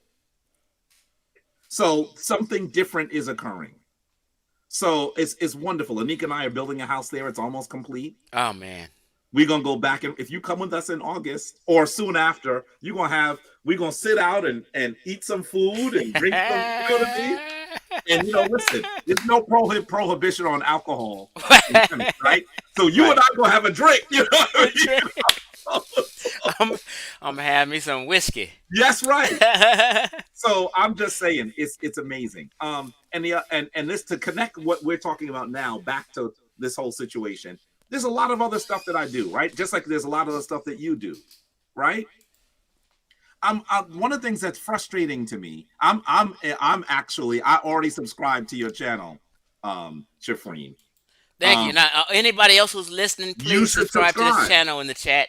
Listen, we're gonna get it in. People have a community on YouTube, and we need to know what each other are doing, right? So anyway, there's a lot of stuff I'm doing. There's a lot of stuff you're doing. The thing that was frustrating yesterday for me is I put a lot of work into something that didn't happen, right? That was frustrating. And now I got to get back to the work. I was on Sonetta just right before I came to you, and you already know he's like, you want to debate this person? You want to debate that person? You want to debate this person? I'm like, Sonetta, I got stuff to do. I put things on hold to prepare for something that didn't happen. So, I mean, that's the reality. There's a lot more that we can do as people. We don't have to agree on everything. Who agrees on everything? So for the debate, you kind of cleared your schedule and was... Yeah. Brother, for the last few weeks, listen, my wife is upset with me. For the last few weeks, she said, you've been arguing this for 30 years. She's absolutely correct. Why is this taking you so long now? Because I said, I can't just say what I normally say. I have to have the right quotes. I'm trying to build something that if they disagree with me, they're going to be tangled. How old are you, Jabari? I'm 50. I'm going to be 51 in March. I'm your elder. Yes, you are. You got to bend the knee. I'm your elder, bro. The Bible says obey your elders. Hey, it is like have you I don't live in New York. You guys are in that scene. Have you guys like met Garfield's wife? No. Is he married? I don't think he's married. He claimed he was. That's what he babysits. I knew the that. Child, well, so if he's married, it's new. Well, I told him he's a house husband, but he agreed that he was married, and he said he don't have to represent his wife. But I know he was dating. I mean, you know, I said this and he got very angry. Someone he was dating came to me for advice and counseling on their relationship. Break it on down. I know he was dating. We need the gossip. Break it on down. I'm not gonna say this is a channel for that gossip. Bring it on. I'm not even doing that. I'm not even doing that. Because that would be harming her. You know what I mean? As much as more than it would be harming Garfield. You familiar with Ngozi? Yes, I am. This is Ngozi right here. He said Jabari yeah? a good guy. Oh. He just have his own personal beliefs. Yeah, I So mean, and listen, Gozy thinks you was a good guy. I think you're a good we guy. don't have to agree on everything. We don't. But some of what, and this is, I said this on Sonetta earlier. I'm hoping. Oh, he's older too. Look at this. I knew he became a member of Alpha Phi Alpha before me too. But let me say, I just wanted people to at least acknowledge that I crafted an argument, and that there's a logic to the argument. Because you could disagree with the argument and say, guess what? I see the argument you made. That's what I was hoping the people who were in Garfield's group would be able to do. But maybe I'm expecting too much, you know? Look at the comment. We're a team now. You can't run. You the homie now. You can't You have escape, to boy. know because I'm a subscriber to your channel. I've watched your stuff for years. If you want me to come on, you just got to tell me. I'll I'm an antagonist. I don't mean no harm. I'm just an But there's nothing antagonist. wrong with being an I just be antagonist. having it fun. Ain't shit else to do. I'm just here to have this is a hobby. As if there's not a lot of people who have strong opinions on YouTube in our community. Come on now.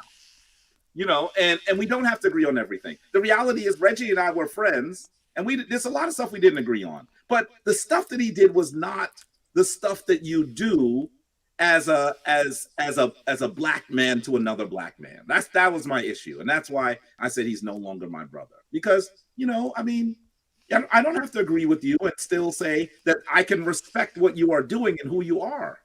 You know? So yeah, you know what? I'm crafting a channel that we're calling Hidden Black History. And so I've even filmed some videos that I still have to put up. You're going to see more on Black history in general, not just ancient Kemet. Not just ancient Kemet. I mean, I teach a college level course in African American history. I don't get to talk about African American history enough. You know what I mean? So I'm going to talk more about that. And part of what I'm going to do is I'm going to go to spaces and talk to you about the history that happened right in this space. I'm going to talk to people on the street about it. Can I ask your opinion about a scholar? Of course. I just want to know, do you like him, or because he's very great with African American history. Like I tell people, African American history is different than African history. It is, of course. Two different things. So this is like Black American history. African history to me would be continental history, or say for instance the country Kenya. Mm-hmm. You might be talking about Kenyan history, right? Right. But that doesn't mean you're talking about Ghanaian history when you're Right. talking about the history of Kenya. So Precisely. when you say African history, it can get a little confusing Yep. if you don't understand. Sometimes you need to kind of divvy up and it's countries, and you know That's Africa's a continent. That's So right. my history is Black American history. This is my tribe. You know what I mean? Oh, so the person I was talking about is. Do you listen to and like Henry Louis Gates? You know, because I asked that question because I know a lot of people in this Afrocentric early on came for him and went at him. My position on him is a little nuanced, and it was not nuanced in the beginning. You know, I went to Cornell. When I got to Cornell, Henry Louis Gates had recently left Cornell. I don't know if y'all know that he was at Cornell. I may have read that before, but go ahead. So while I don't know him personally, I knew all the people that worked with him. And I got to know them very well. I mean, some of them are like family. Many of them have passed on now, but like family to me. So they would talk to me about the stuff that he did that was like, why would you do that? Right? The first thing that he did when he left Cornell is he said that Africana studies was like the ghetto of history. He said that, I think, in the New York Times. This got to be 98 or, 88 or 89. And as soon as he said that, he got a chairmanship at Harvard University. And so all of the folks that I knew well, that I had close relations with, said, you know, he was actually doing something for his own benefit, and he sought to destroy the department that supported him here to be able to get something on his own. So usually when he gets something, it's because he's saying something messed up about Black people. And there's some people who do that. Like, they want to be the most intellectual, the most articulate, the most recognized Black person. Like, they're comfortable with us being marginalized because they could be the chief of the marginalized, right? They could be the CEO of marginality. You know what I mean? And I think that that's kind of what he's done a little bit. Now, I will say on the other side that since then, much of what he has done publicly has opened the eyes of folks who did not have access to the university, didn't have access to large libraries, to African history. I can critique individual things he's done on his programs, but I know that my parents, they would look at those, they would eat every second of those programs up. Like them? Yeah. Yeah. And why did they eat them up? Because they had no access to this information. Now, here I am, someone that went to Cornell and has an Africana Studies degree. I have access to this information. The folks in the hood don't. For you to do a series on Black and Latin America, that was brilliant. Did you see the Black Church documentary? Of course. That shit was brilliant. The Black Church documentary, I'm trying to tell you, most of the conscious community did not see it. If you didn't see the Black Church documentary, oh yeah. If you didn't see the Black Church documentary that came on last year, it's like a two-part series. It's excellent. It's excellent. It's just amazing Black American history. Listen, I'm telling you, it's so good, Chief X, that where was I? I think maybe I was in Detroit or something doing a lecture. And I got up tired because the night before, sometimes they don't understand. You know, I have all this stuff to do in New York, and then I'm going to do a lecture. That next morning, when I get in, I'm exhausted. But they want to, you know, Brother Jabari's here. Let's go to dinner. And so I did all that, right? Because it's the people. But when I woke up, I was like, I am out of it. And I was already late for like breakfast with the group, with the people. I turned this on and saw this documentary, Black Church. I said, I had to call them and say, I'm not going to make it to breakfast. It's not like I could have recorded. I wasn't at home. It was great. It was so good. I downloaded it and tried to upload it on my channel, and they struck it down. Of course they struck it down. Because PBS struck it down. I said, I got to upload this shit. Listen, it's really, there are aspects of this history that no one has taken the time to excavate for us. It was brilliant. And even as someone who has studied African American history, there was stuff I had never heard. So while I used to be really, really, really hard on Skip Gates, Skip is what they call him, Skip Gates. Right. The reality is that the way that he has actually navigated bringing information to our people, he has to be recognized for that. So my position is much more nuanced. If you had asked me this question in 97 or 98, I'd have said the stuff I would have said about him. But now as an older man, having looked at the body of work that he's produced, I'm sure that Skip Gates is not the kind of person I would want to go have a drink with or meet for lunch. But I can look at his work and say, there's so much value there that my parents should watch it. And then we'll have a conversation. You ever thought about teaching like high school full time or something like that? Sure. And you would be a great high school teacher. Yeah, I have always been independent. I teach in the community, but I may be teaching on the college level in very, very soon. I'll tell you more about that when it comes into fruition. That would be cool because I'm just being honest and real. You know, I can give you flowers. I mean, it's like everything you've actually taught about, whether I disagree or not, you've made it plain to understand. It's like, you know, they say a good teacher will make it plain where you can grasp it and comprehend it. You know what I mean? So it's just, to me, you're a good teacher. It was Dr. Ben and Dr. Clark that saw something in me that I didn't see myself. And they both said to me independently, they weren't talking. I wasn't so important. They were like having conversation about me. But they had conversations to me. And they both said, you are not supposed to be the man on the hill. You're not supposed to be the person that, you know, has the blazer with the elbow patches. You know what I mean? That's on the hill talking about these issues. You're supposed to be the guy in the community. And I'm going to tell you, Chief X, I was first offended when they said that. I was like, why can't I do that? And it was Dr. Clark that said, brother, I'm not saying that you can't do it. I'm saying that you shouldn't do it. So, you know, that's one of the reasons why, even though sometimes dealing with Sonetter's platform can be challenging, sometimes and say stuff that's crazy, they're rude, they're profane, all of that. I finally got blocked in Sonetter's Did you? chat yesterday, 2 days ago. Not by Sinetter, Yeah. but by one of his wicked, evil moderators, He's Tamika. constantly saying to the mods, stop taking that person's comment down. He's Tamika, constantly saying that. Tamika won. You know, girl, Yeah. Tamika blocked me. Yeah. Sinetter don't know she blocked me, but she's blocked a bunch of Sinetter's friends that he has no clue about. Sinetter Yeah. needs to go on his channel and release everybody out of jail Yeah. and remove her from being a moderator. Mm. She is evil. I just think that having those conversations, even though sometimes they're difficult, and even though you deal with folks that like moderators that are a little harsh, you know what I mean? The reality is, for me, it's worth it because I'm talking to my people. That's the stuff that wakes me up in the morning, that actually gets me excited. You know, I want to talk to the folks at the barber shop, even though I ain't got no hair. I'm suspecting there, right? Why is that brother here? You know what I mean? But I want to talk to our people about the bigger meaning of our history. And like I said, they won't always agree with my perspective on it. Quiet as it's kept, I didn't always agree with Dr. Ben and Dr. Clark. I didn't always agree with them. I had deep respect for them because they taught me so much, but I didn't always agree with them. Right. I don't know one person I agree with 100%. Yeah.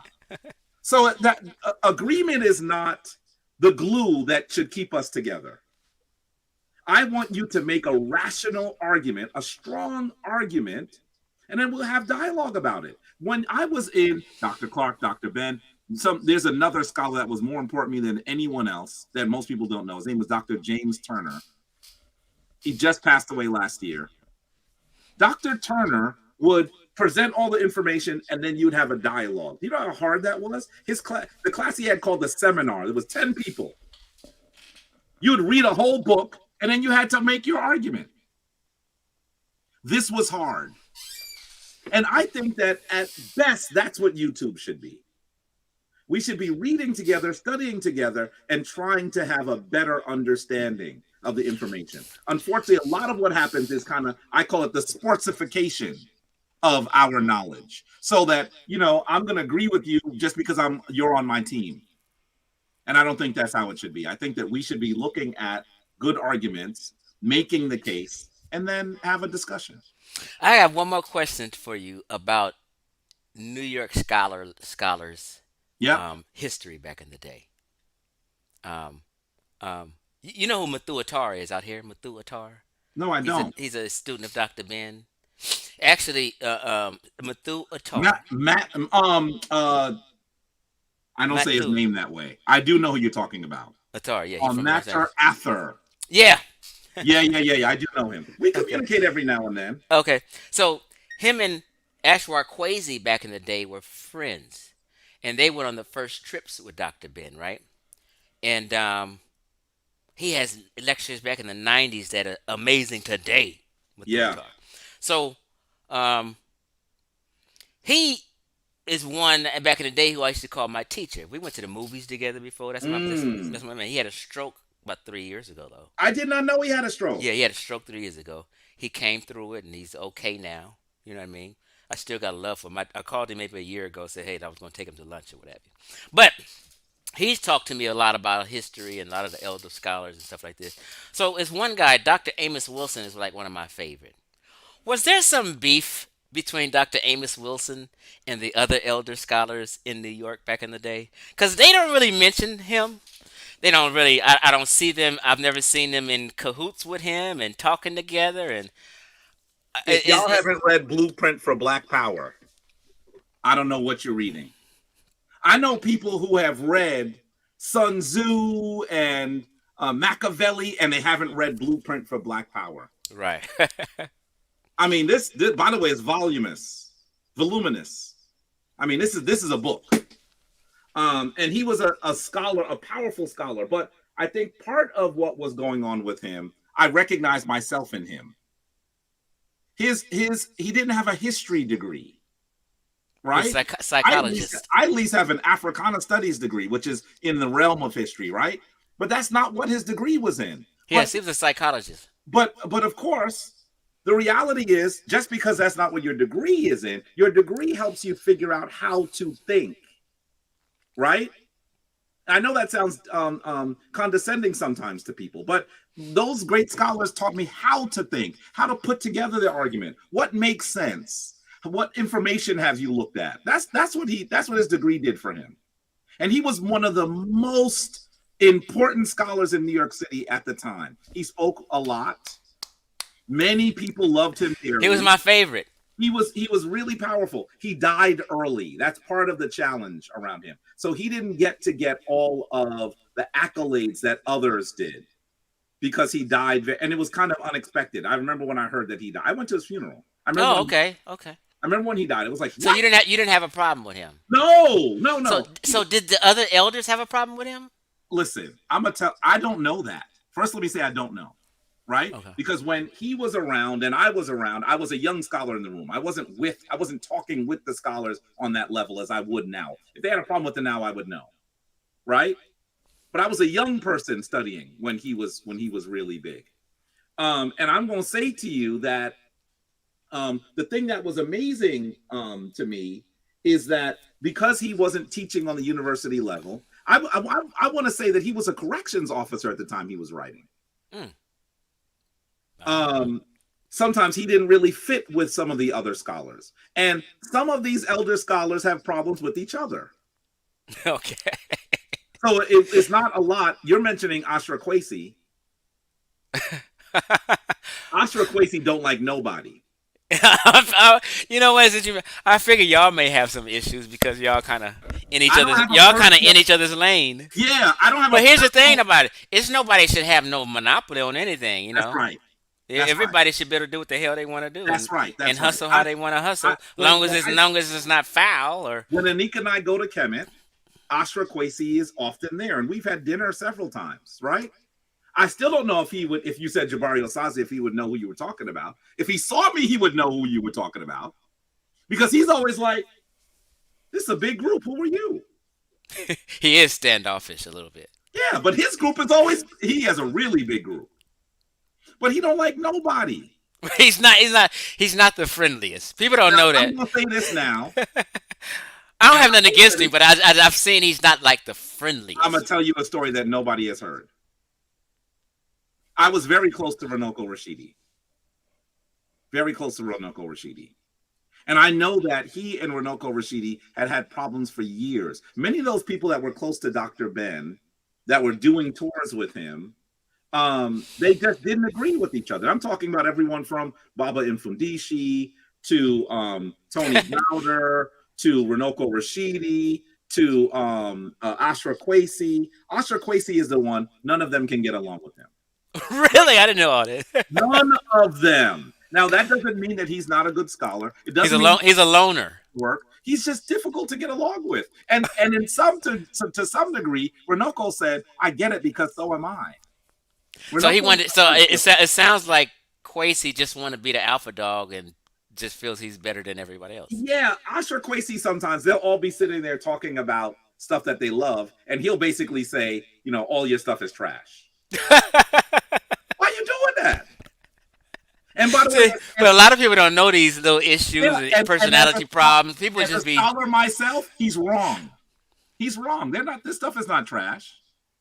So I mean, that's part of that's just who he is. I remember some years ago I said something about Dr. Amos Wilson. People got pissed at me about it and jumped on my head.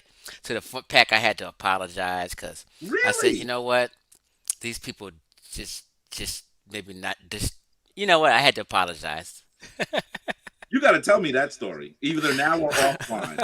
But I'll do it offline because They were people got really mad. I'll text you.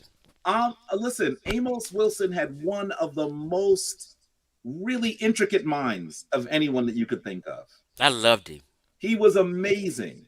He was amazing. I thought that Amos Wilson was similar to Dr. James Turner, the person that I loved dearly, that was like an uncle to me, that recently passed, that more than anyone put work into Jabari Osaze. So he was just amazing. And like James Turner, his main focus was like political science, that kind of stuff. Yeah. So Amos Wilson was one of my favorite because I was a youth counselor for years, and I worked in the mental health field, right?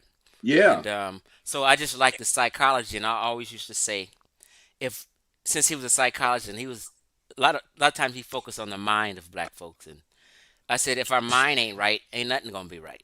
We ain't Listen, progressing. We ain't doing nothing if your I mind just ain't right. grabbed the one book that was closest to me. All of his books on black psychology. I've read all of them. And they're really, really, I mean, like you, I was also working in nonprofits in the community, mostly with young people, right? I mean, that's really my first career.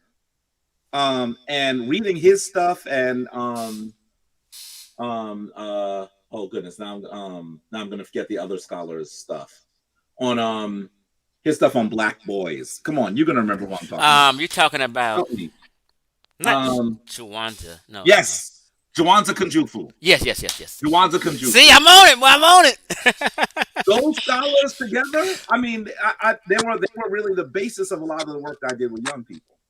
It was another guy who was a kind of a psychologist way before everybody. You're probably way before anybody. You might Before be talking about there are two other he was hilarious and entertaining.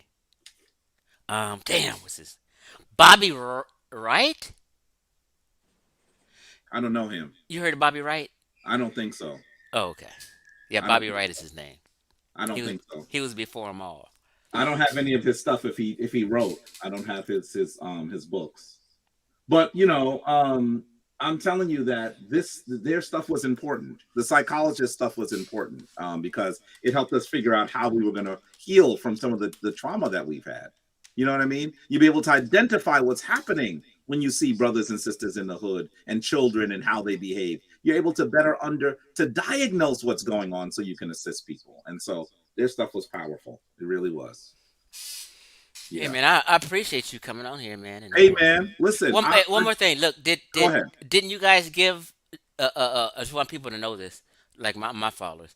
Didn't Garfield have a chance to do the debate today? Yes. So really, he has no excuse. Sonetta said, "Can you do it tomorrow?" I'm going to say to you, I wasn't happy about the idea of doing it today because I was already taking away from my wife to do it yesterday. She was not. She's still not happy with me. I understand because that shit takes time. Yeah, she's still not happy with me.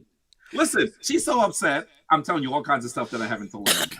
That she's talking to Baba Heru. You know Baba Heru, even though you may not have met him personally. You've seen him on here. She's talking to Baba Heru and complained to Baba Heru. Baba Heru called me and said, "What are you doing?" So for him to say, "Don't do it today, do it tomorrow," after I had invested all this time and then helped for 3 hours to make sure that people could be there and see it, I thought that was untenable.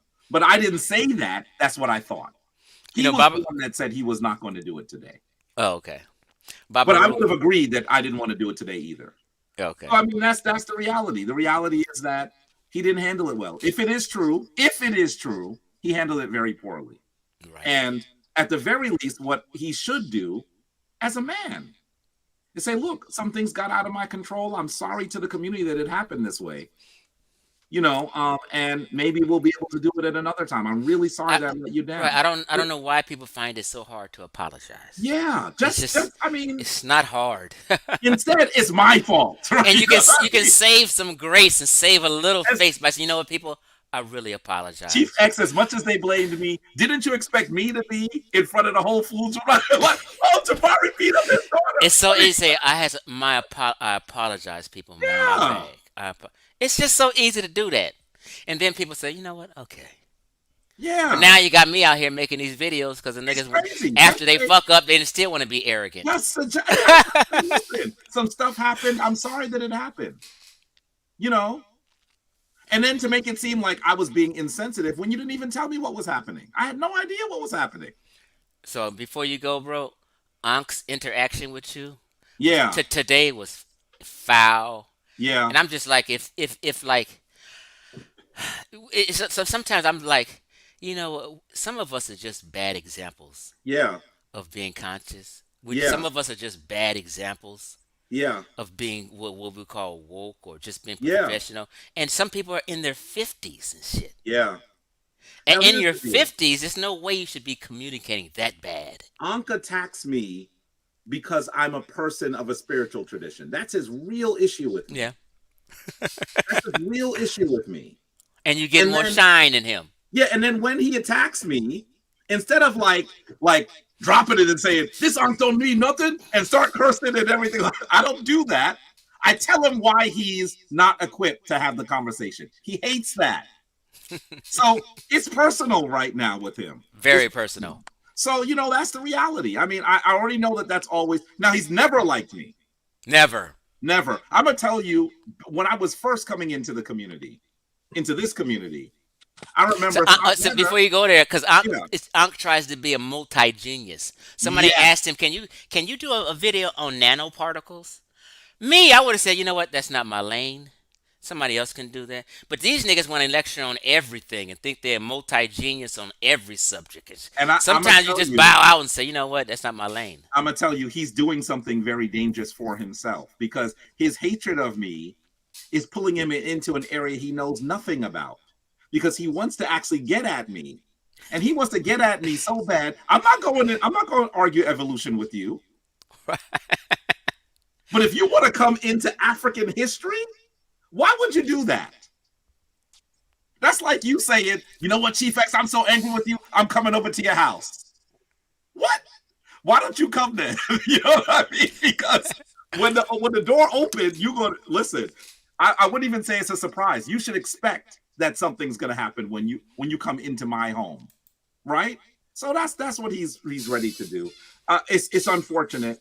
Are you and Zion Lex cool, or y'all still like? Because Zion Lex is a bully, low key a bully. Zion Lex has bad intent. I remember when he was in your house acting a damn fool, only because you embarrassed him intellectually, basically. I mean, listen, Zion and I have spent time together. You know, we were both in as part of Kemet on the Desert in Las Vegas. I have a very close relationship with the folks in Las Vegas and everything. I'm gonna be back there in February for the Africana History Challenge game show. And I really think that he can be better. I do. I think he can be better. But, you know, part of the challenge, and this is something that, I mean, you could be upset about it all you want, but if I want to be in the hood, I'm going to meet people who didn't have the kind of background that I had, didn't have to sit in a university lecture and get told off and figure out how to do it intellectually, right? These are dudes that have read books and it was in the street. So I have to recognize that some of those people haven't had the kind of polish that I have. That doesn't mean they're less intellectual, and it doesn't mean I should ignore them. But it does mean that sometimes I need to watch my surroundings a little more carefully. So, you know, before I let Mike in, and I don't know if you're getting ready to go or not. Yeah, I got a boogie because Anika's going to beat me up again. So. Okay, so before I let Mike in and you go, I do want to tell you, I agree with you that Kemet influenced Christianity. Mm-hmm. I just agree. So if Canaan was part of the Egyptian empire, they had to influence each other.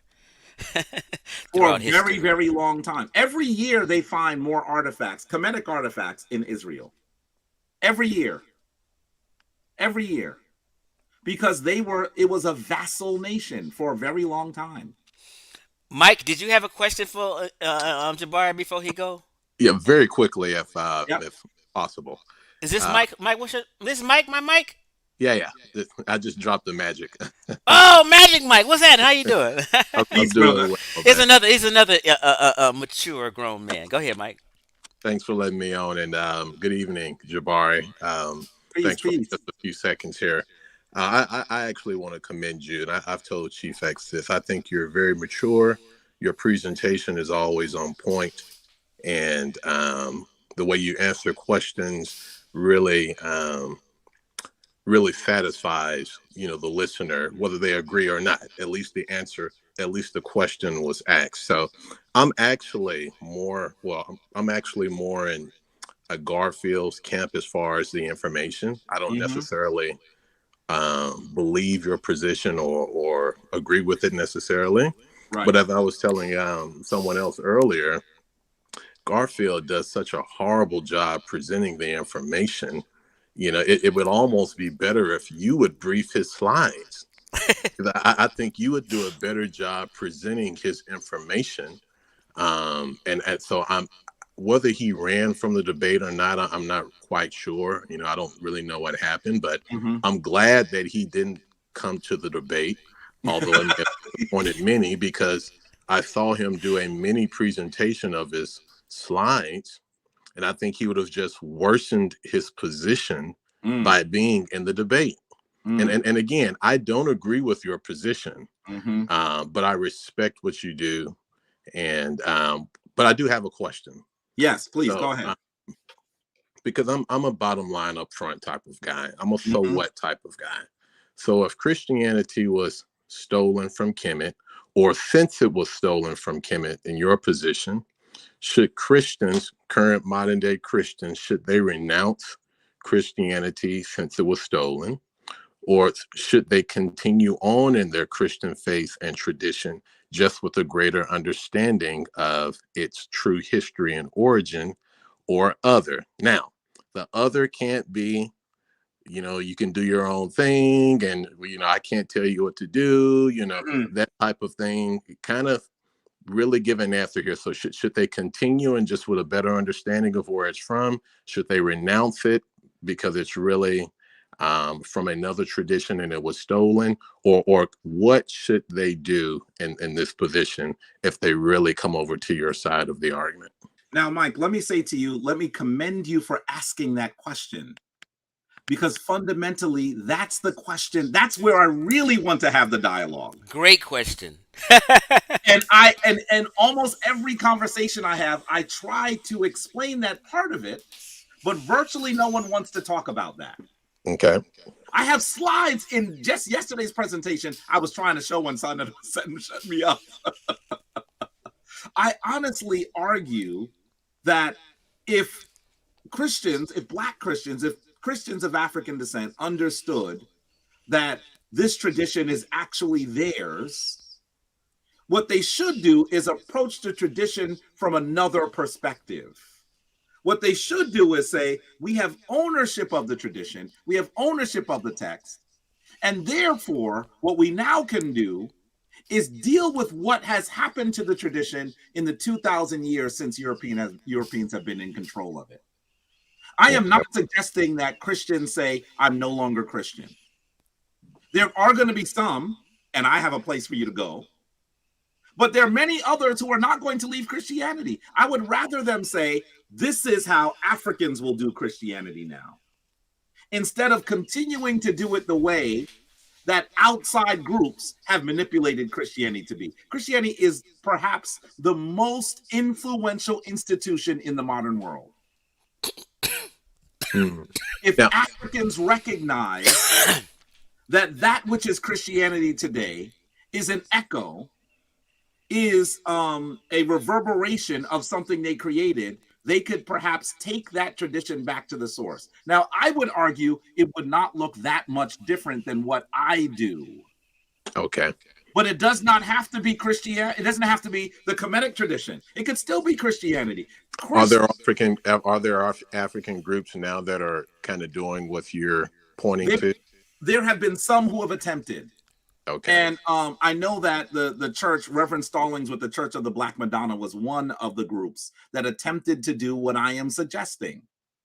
But most people will say, yeah, I know, we're Black, Jesus was Black, this is our stuff. And then they won't be critical about the text because they believe the Bible is one book. The Bible is not one book. The Bible is several books. And someone decided which books would be in it. How could we never question what happened there, by the way? The first person to say there should be a canonized Bible is Marcion. Let's look at Marcion. Is Marcion part of the Roman Catholic Church that most Black people like to talk ill of so often? Well, he was actually excommunicated by the Church of Rome, which actually means, yes, he was part of the Roman Catholic Church. If you speak so badly about the Catholic tradition, then how are you still carrying the things that they created? And let's be also clear about the fact that Africans need to also deal with the fact that Christianity sought to destroy Africa, or at least African ideas. They stole ideas, and then they tried to destroy the original. But did Christianity do that, or were the executors of Christianity, the ones, the leaders of the Christian faith at that time, do that. No, it's both the average people and the leaders. Well, I'm saying when you hear the story of the destruction of the Temple of Serapis, for example, a lot of those people were poor, uneducated people that ran up in there and destroyed everything. Right? When you look at folks that are part of ISIS who are destroying museums today, I showed part of that video in the debate yesterday. We all look down on them like, how could they do that? It's history. But that's precisely what Christians did more effectively than ISIS or any Muslim group. Right. But my point is that the Christian faith, the tenets of the Christian faith don't promote that. I would agree with you. Okay. I would agree with you to a degree. The reality is that destroying all of the portions of the other traditions is part of the Christian spiritual tradition. I'm going to show you. I'll just show you one of the slides because I showed several. I mean, the Bible tells you to do this. Well, I think in the in the Old Testament, there's some scriptures where God commands the Israelite armies to utterly destroy the nations and don't spare any of the flock or the children or the elders. But that's not Christianity. Well, brother, now listen, I was a Christian. I know that none of the pastors or preachers that I learned from said, guess what? Don't read the Old Testament. That's not. No, that's not what I'm suggesting either. Yeah, but I hear that sometimes. Just look at this. I mean, this is the quote. This is just one of the quotes in Deuteronomy, right? Ye shall utterly destroy all the places wherein the nations which ye shall possess serve their gods. By the way, he's also telling you to go into the places that they are in and possess their nations. I want you to be clear about what's being said here. Upon the high mountains, upon the hills, and under every green tree. And ye shall overthrow their altars, and break their pillars, and burn their groves with fire, and ye shall hew down the graven images of their gods, and destroy the names of them out of that place. Right, that's the one I was referencing. I mean, let's be really clear that this is the literal Bible that I was given, that you were given, commanding you to do this. This is not the only quote. I could pull up a few others. So in some ways, when we say that there's a God of love and a God of peace, in many ways, that's not the narrative that we've been given. Well, now, good Black Christians, my mother is one, my family, they would never look at that and say, let's go do that. No. And the Black folks that I love that are in that church that I was raised in, this is the stuff they don't read. You know what I'm saying? They say, you know what? We would never do that. There's some things in the Bible that they would describe them as dated, right? But the reality is, this is precisely what Christians did in history. And they were pointing not just at other people, as if that would be okay, but they were also pointing at Africa. Right. But if they use those scriptures and I'll stop here because I don't want to debate you because I think we're going down that path. But if those people that did that hundreds of years later use those type of scriptures as a text for a reason to do it, then they would be false. I mean, that was specific. Those instructions were given to a specific people, a specific time, a specific event. It was not a rollover event, or it was not a text for permission to continue to do this over time. That was a specific moment. And after it was over, it was supposed to be over. As far as I would love for you to make the case for this being something that was delimited in history. No. What I'm reading is that incident is delimited. Now, whether or not I don't know if I would agree with that, brother. Because basically what this divine force is telling you, what this deity is telling you is you're going to occupy the places where other people live. And you're going to destroy their stuff and even destroy their name in that space. But was that a singular event or was that an ongoing event? I think the text, well, I'll let you answer, but I think remember he says nations. The text says nations. It doesn't say nation. It doesn't say do this just to these people. He's talking about several groups of people that were in the region. And we can see that that's precisely what they did. Right. So you can't just say, well, these are ignorant people who aren't following the words of the tradition. They're following precisely what has been told to them. That I mean that's I hear your argument. I hear You your should look argument. at this book. Good book on the topic.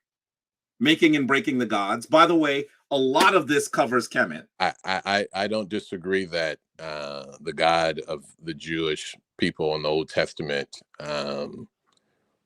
I do believe that his intent was to destroy, just as it was written. I do think that was their intent. Yeah.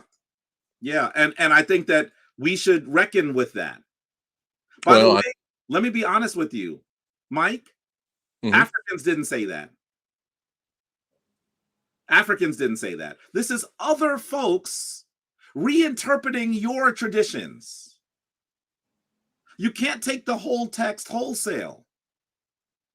Because if you do, you're going to be working against your own interest and working against, and this is the tough comment, your own ancestors. What's your cash app, Jabari? It's just it's Jabari Osaze. $sign Jabari Osaze is the cash app. OZASE? OSAZE. O-S is in Sam. AZ. AZE. I wish I could comment here. Strictly Jabari Osasi, right?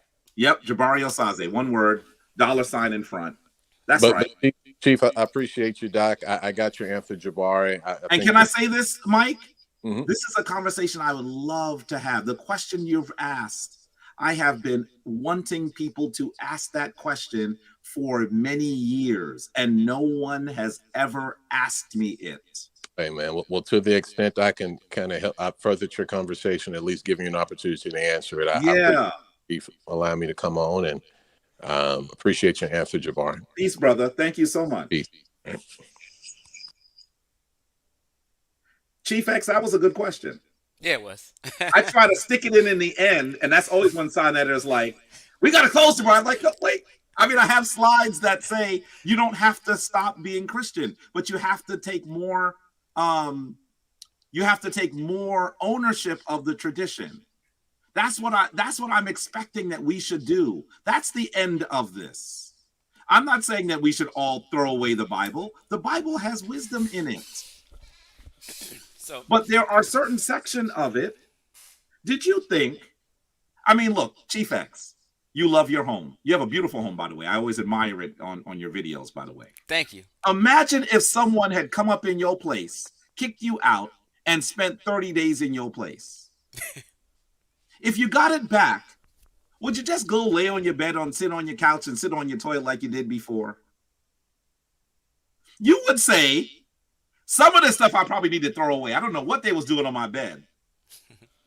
I got to get a new bed. I got to clean this place. In fact, I might even call people in to do some sort of deep pour cleaning.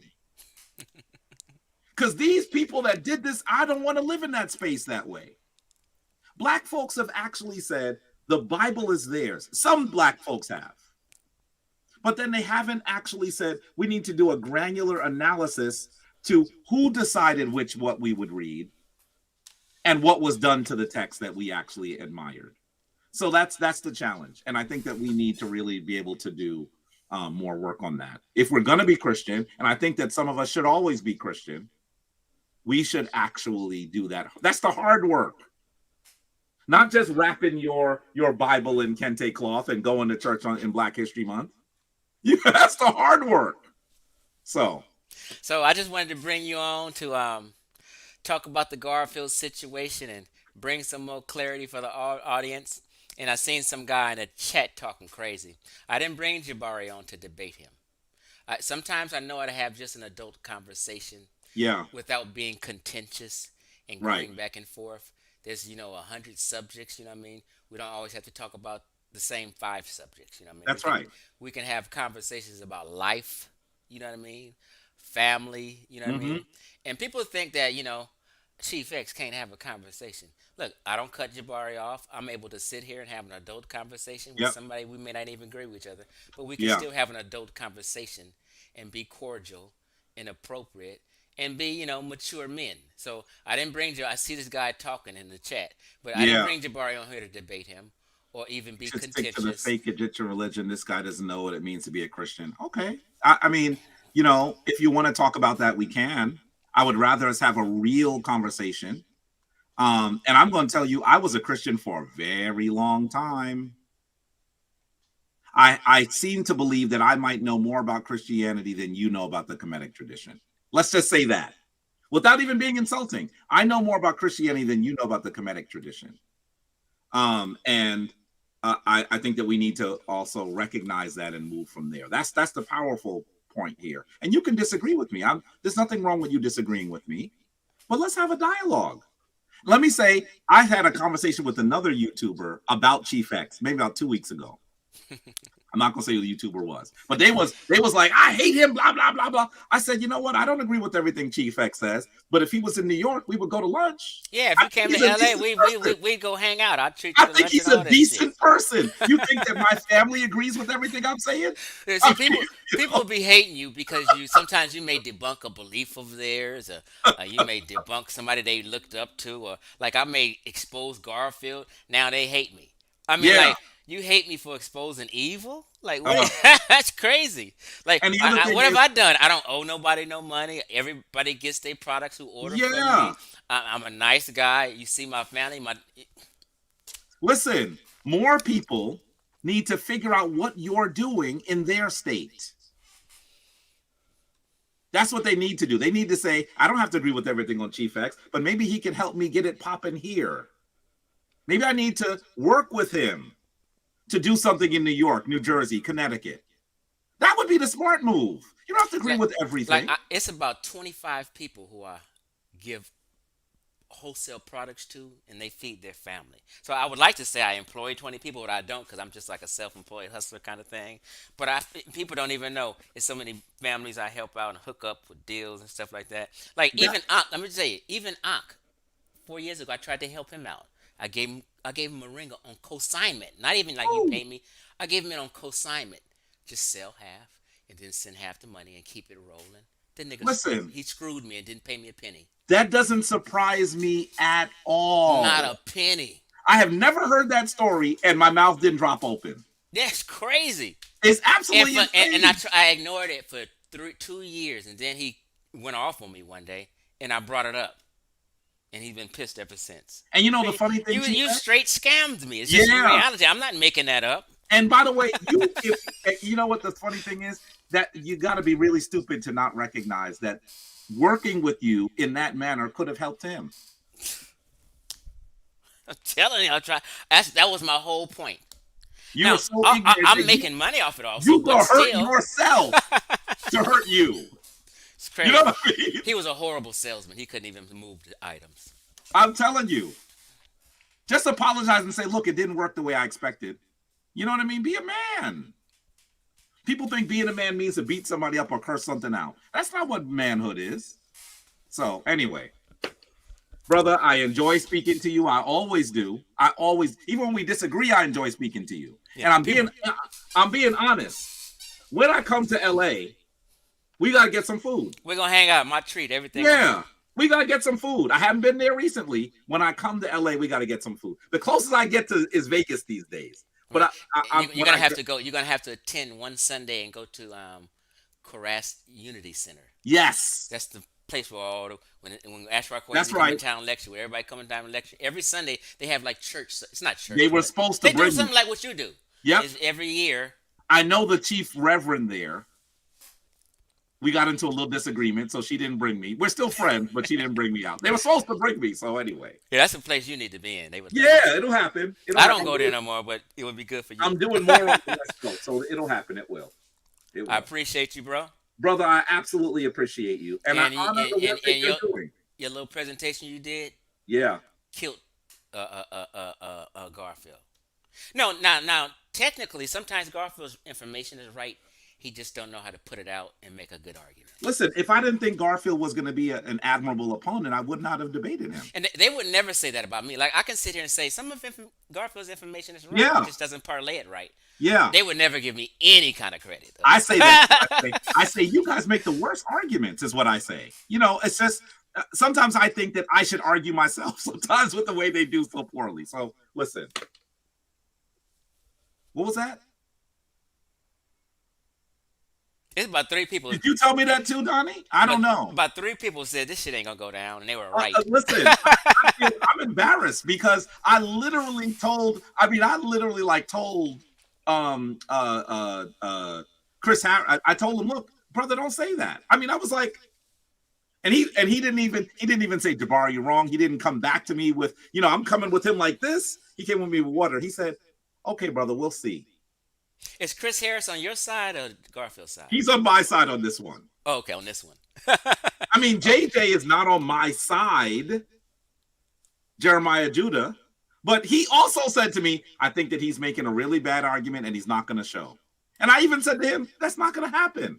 Listen, now I have egg on my face because I've said publicly that they told me privately. I didn't need to say that they told me privately. Anyway. People seem to enjoy the live. Look at fine ass Roshana Hayward. Beautiful. She enjoyed you. She enjoyed you today, Jabari. Beautiful, beautiful. Brother, I'll be back. Just let me know. All right, no problem. Okay, we'll talk soon. Peace out. Hold it down on the West Coast. I got you. Peace.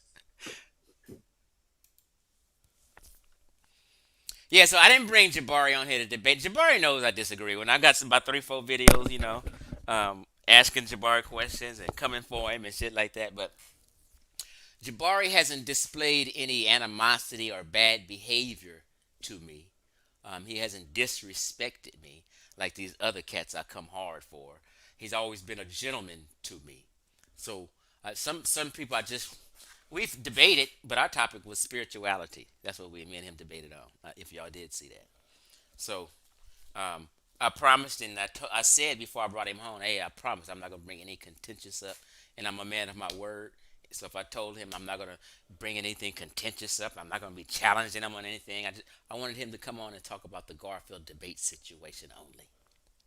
So this guy JJ in the chat, shut the hell up. Come on, where's this comment at?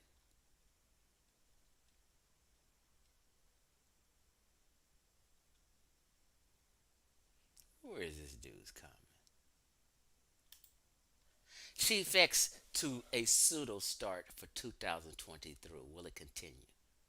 See, these are people like when they say the peanut gallery, he's a part of the peanut gallery. I don't know JJ.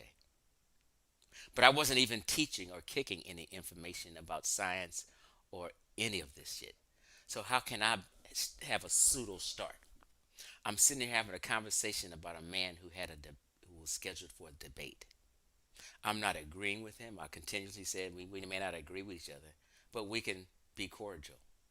So how am I starting off 2023 pseudo? Will it continue? Now, did you go to these pseudo niggas channels and tell them that? Did you go to all these pedophiles and rapists and thieves and scammers channels and type some shit like this in? I'm a righteous man.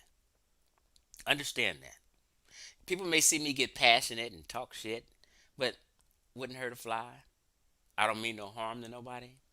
I'm here to rid the community of evil and fraudulent people. I'm here to combat information. That's just what I do. Hey, Johnny, man, I appreciate you. Appreciate you, bro. Atmosphere, I appreciate you again. You hooked me up a few days ago, and I really appreciate any kind of donation I get. So, people, never be scared to throw your boy $1.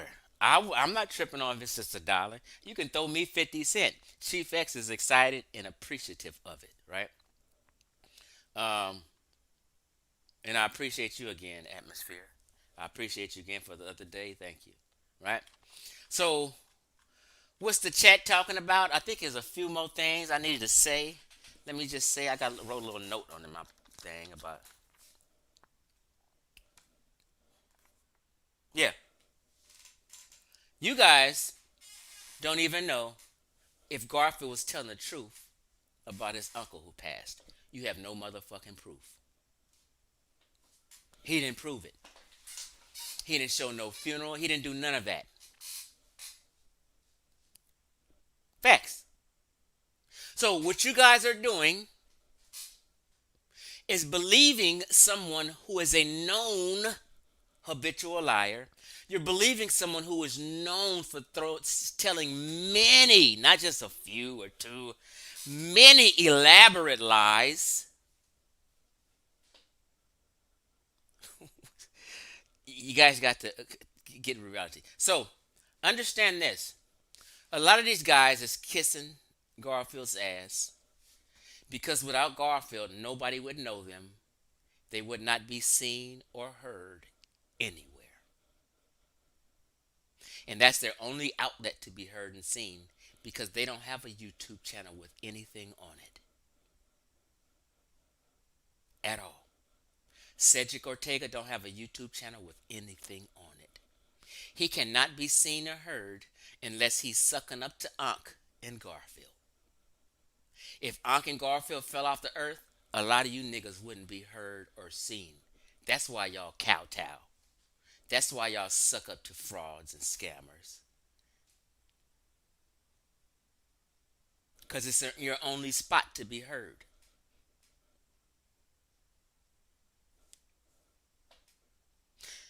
People who I'm down with ain't about that fuckboy shit. I don't know what kind of shit y'all be on. I'm sitting here watching Sonetta last week and Polite on there. And all the shit Polite is into. I could not believe at least 30 people in the chat. We miss Polite. Polite's the GOAT. Teach Polite. And jocking this nigga Polite when he has just been found to have 6 semen stains on a 14-year-old child. This is the conscious community.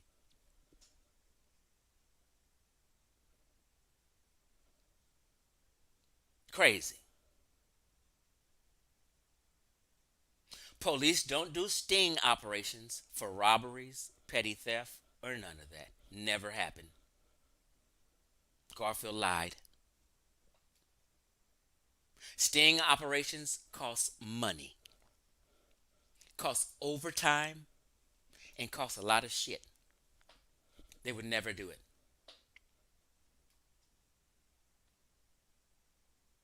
For an unarmed young buck who's a nobody. Ain't nobody robbed Garfield's daughter. It's a fucking lie. He was scared,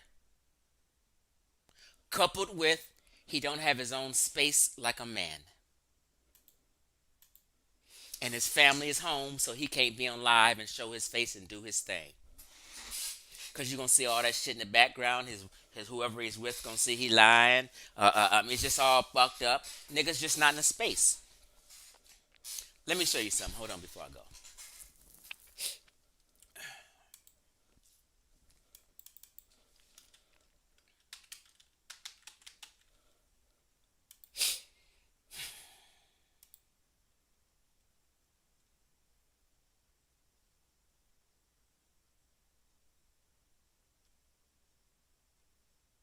Hold on, y'all.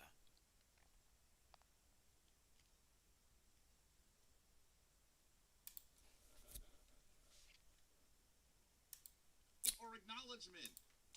The reality is.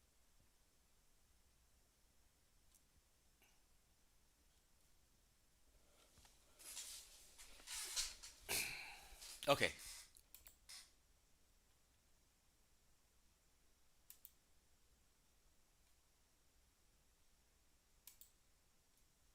Okay. Like, was it a day and a half ago, whatever? People were having a discussion. He didn't show up, so everybody got all in their panties, and niggas couldn't, he was asking everybody to show their face. Let me just show. He was asking Garfield and everybody to come on camera and show your face. Was this the one? This is not the video, but here come Aunt going crazy and trying to defend this boy Jabari. So Aunt couldn't stream at home because family's up and he don't have his own space and shit. And he only can use the room at certain times. Tell the truth, Unc. So this is what the niggas do. He jump in his car and shit. You see? And niggas would talk for hours sitting in their car. Look at Brother Reggie's face. Nigga always got the camera all up on his face.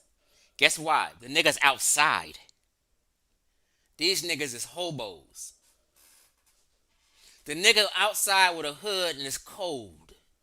Because he can't be inside and sit up like me in his comfortable space. Nigga still working off a cell phone for fucking decades. Dirty ass picture. These niggas is bums. Chris Harris got the shit pointing all in the air, and these niggas be hiding. These niggas be on some crazy, weirdo shit.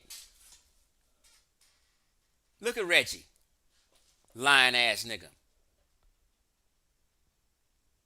Can somebody buy Reggie a laptop one day or something? Or a desktop? So he can stop running around on everybody else's stream begging for cash apps on other people's YouTube channel? And you niggas throw him a cash app. You fuck that nigga.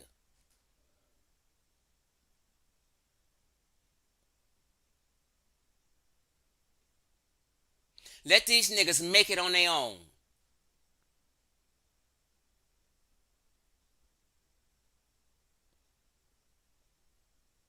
First of all, y'all be paying for lies. Cashing app niggas for lies. What the fuck is these niggas doing outside?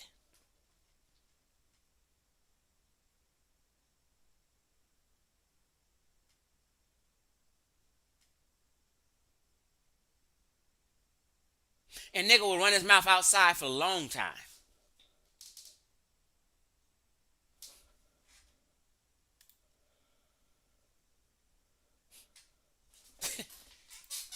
I wanted also Look for at, you to hold respond. on, let me just turn the volume down.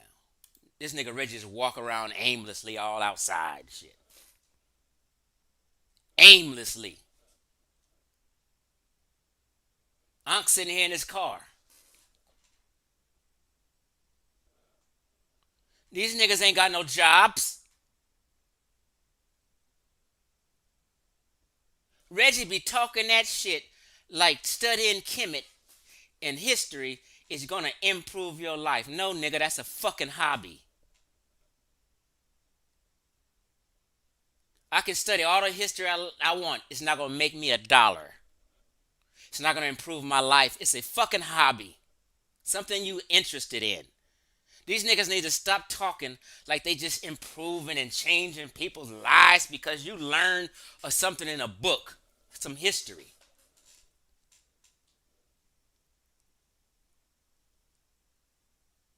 Jabari's the only cat that be on here and you can see his background and where he live.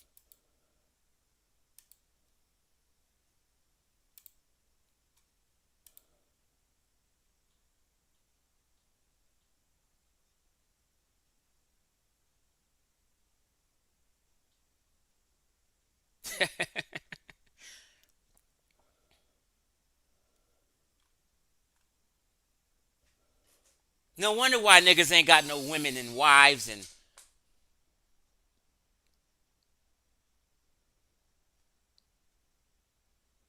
a lot of these niggas social media friends on Facebook. Never seen these niggas with a woman. The struggle is real. Every time I go live, my lady friend calls, a lady call or whatever.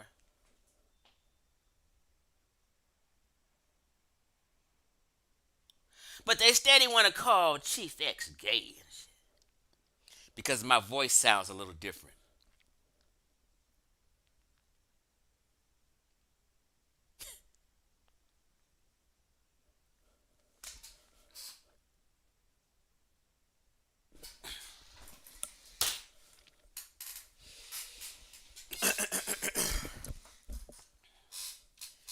Anybody over there believing Garfield is a gullible idiot or a habitual liar just like himself. Birds of a feather flock together. I stand on that. Garfield ain't gave a fuck about no uncle. He lied on his mama, his daughter. He don't give a fuck about family like that. I seriously doubt he may have went to a funeral. I'm not sure, but it's not proven. If you got thousands of people on your head, 50 people paying $25 or however many people paid, 100 people paid $25 to watch this lecture, and you need people making arrangements and arranging their whole days and shit, people anticipating this, and you got a crowd who paid money to see you debate and you can't show up. That's fuck nigga shit. That's irresponsible man shit. It's immature shit, period. When I had debate scheduled, I canceled my whole day. I'm going to be right there. Never happened.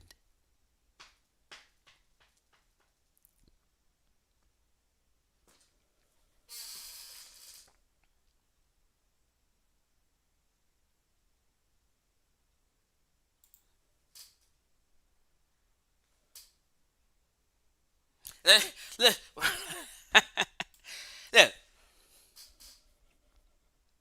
Yeah, how is these niggas, Cedric Ortega, Chris Harris, and all these niggas don't have no job but got degrees? First of all, Reggie's degree is in computer science. He likes to say the word engineering to make it sound more like he's some engineer. He got a degree in computer science in fucking 89. When we barely had the internet, wasn't no YouTube, wasn't no social media. They barely had fucking computers and shit. Cell phones was big as a fucking brick. Whatever he learned is obsolete. He cannot get a job from what he learned. He's outdated.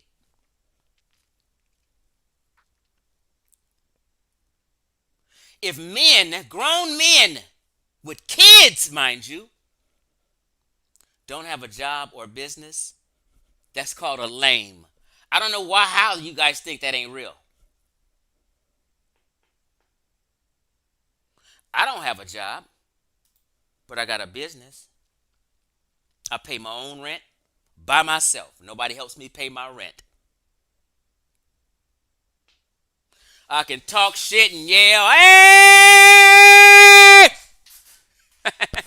And be free.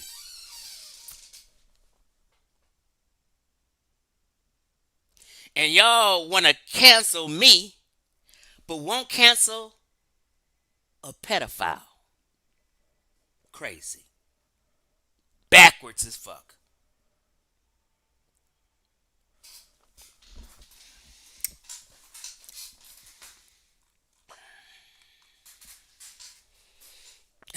'89, so you was rocking with that Commodore 64. I told you I was gonna be disrespectful today.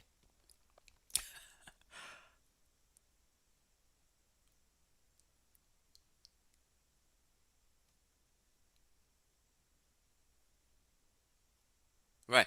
Jabari knows Egyptian history better than Reggie does. Reggie's a horrible teacher. Yep, when they was in their infancy. Basically, he don't have a degree that's any good.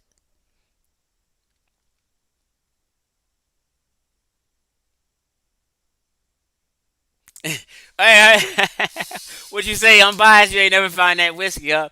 I found it. We got a store called Bevmo out here. Bevmo. I don't know if they have it in other states, but it's a store just for liquor, and it's at a cheaper price. Right. And at the liquor stores around the corner, they got the smaller bottles. They got these bottles at the liquor stores in Los Angeles. But funny you say that, unbiased, because I had a bigger bottle of Old Granddad. At Old Granddad. So Old Granddad, just so you know, is a whiskey. So it would be considered a budget whiskey, a cheap whiskey. So sometimes YouTube, they do reviews. So I'll be like, what is the best budget whiskey. So it's actually a good whiskey at a cheap ass price. Look, this whole bottle of whiskey right here, $15. I think this was $4 or something, right? But people ask me why you got these bottles and shit.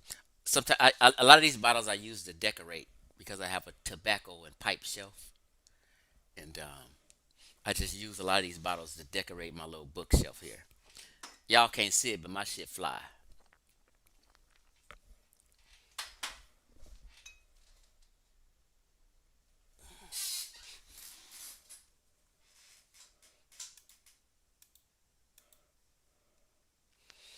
So listen here, family.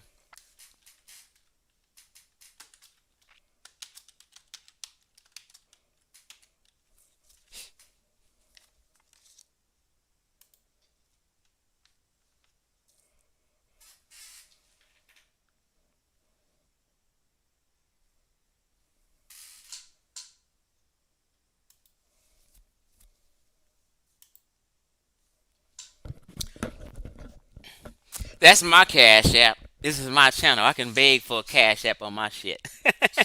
I don't go to somebody else's channel begging for a cash app.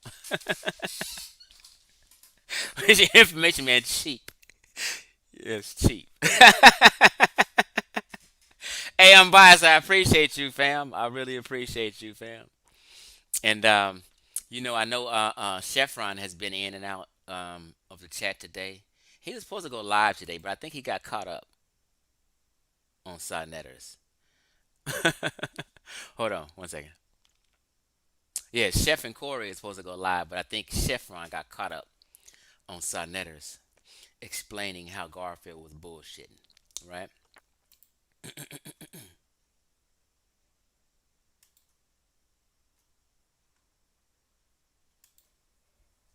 But that is my cash app. Feel free to shoot me $1, $2, $5, $10. It's okay.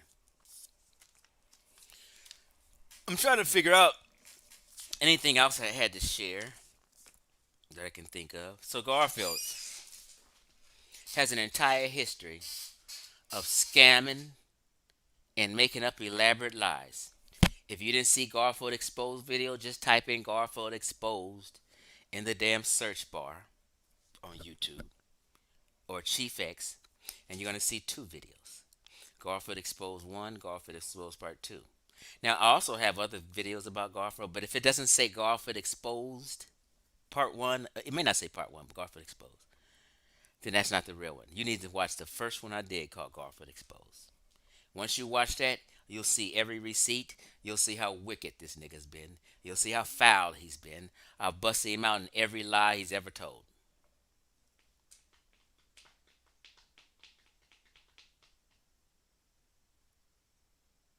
Also, a lot of you guys streaming need to stop putting stupid people on your live streams, because you're embarrassing me as a black man.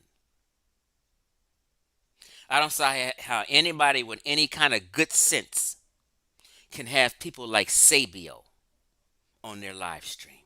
Ignorant as fuck. I'm watching Smash Rockwell went live last night and fell asleep.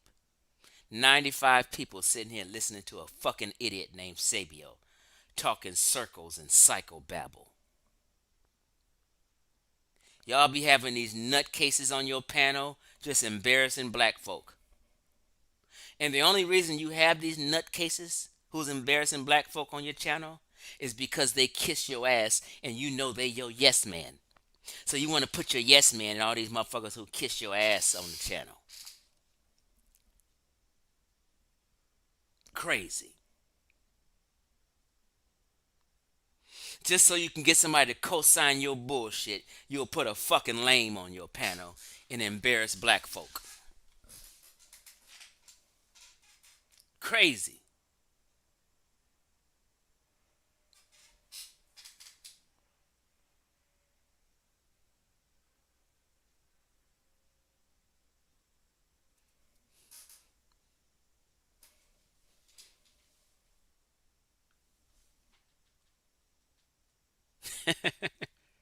Crazy. Oh man.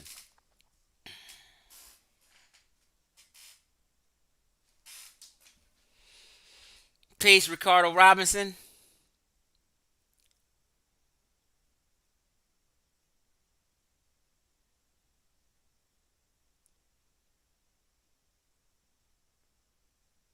You said check out Total Wine and More store. What is that? A website?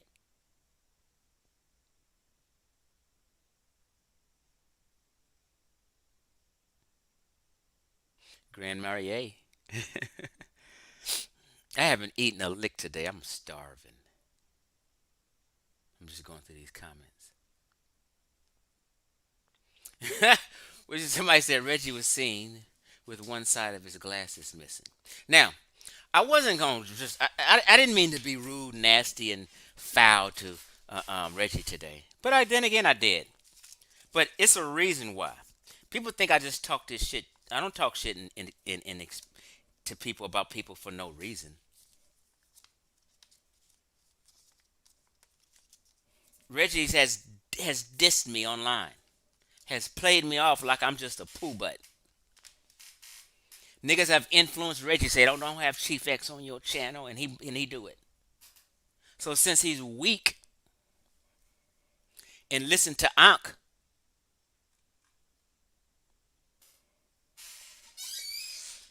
I say fuck him.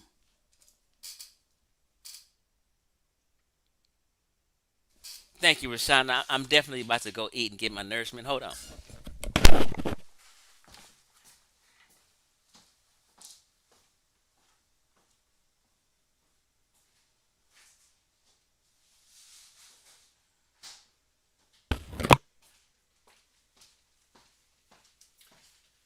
Look here, Peppy got a smorgasbord today. My lady friend hooked me up today. I'm about to pick up some food.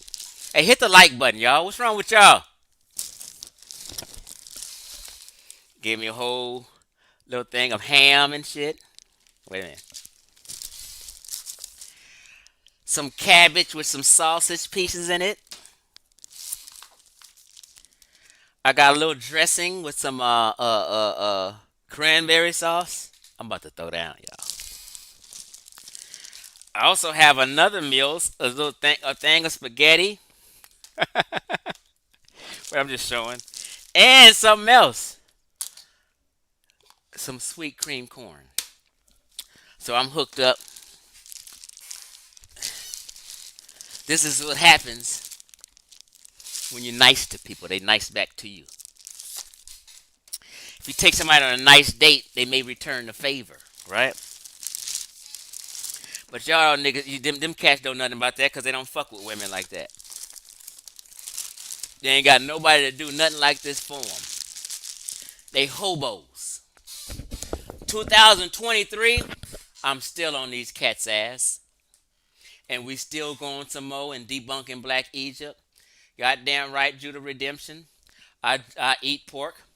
I love pork on my fork. The only reason black folk in the conscious community and these woke folk and shit stopped eating pork is because they was influenced by religion, right? In Judaism and the Hebrew Israelites and the black Muslims and shit, in the holy books it says don't eat it. So everybody who stopped because of all that was influenced by religion and influenced by religious zealots, right? Pork is good. There's nothing wrong with pork. It's meat just like any other meat, right? Matter of fact, if you eat hamburgers, a pork chop has little more nutritional value than a hamburger, than ground beef. You didn't know that? Yeah. So about 3 years ago, I stopped eating pork for 25 years because I was on that bullshit and I was influenced, right? And one day my grandmama made some neck bones and it was a family meeting. I said, give me some goddamn neck bones. Told him it's lean meat too. Yep. I tore them neck bones up, and from then on, I said, fuck that shit. I started buying bacon, sausage, and I said, I'm enjoying my eating. Fuck what these people are talking about. And come to find out, it's pretty healthy. Great source of protein. So people say because a pig eats any and everything is unclean, right? That's an unscientific statement. You don't eat what's in a pig's gut. And a pig is not made up of trash because a pig, just like him, we have like livers and kidneys that filter shit.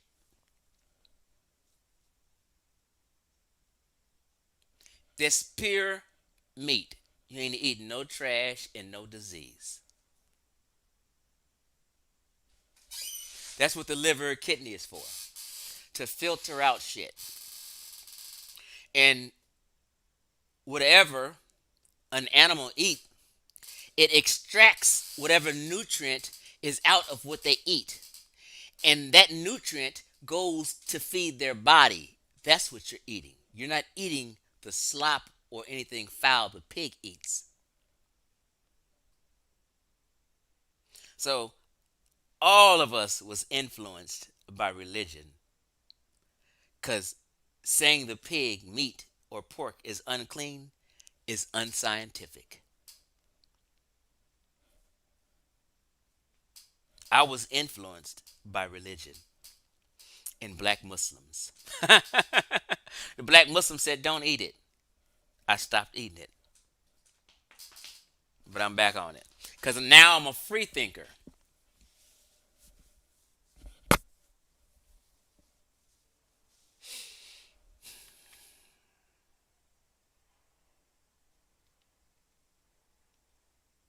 Yeah. Yeah, fish eat anything too. So that's why when they kill an animal and they cut him open and they remove the guts. That's the junk that they eat. And and anything else is waste that they poop out or piss out or wherever you do it. When you piss and you poop, you're removing waste, right? Everything else your body absorbs the nutrient out of.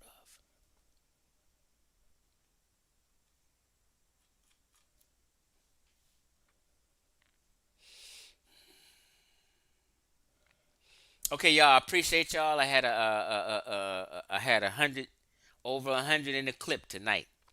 Tonight I was popular, and that's a low number. But you know what, y'all? No, no, no. Now, Rashonda, I don't fuck with no chitterlings or no pig's feet, hog maw. I don't do that type of shit. Just the meat, not the chitlins and intestines. No way. That shit is nasty. Thanks, Amir Ngozi. Appreciate you. Oh shit, I forgot to do that. I'll do it. I'll do it now. I totally forgot. My bad. Peace out, y'all.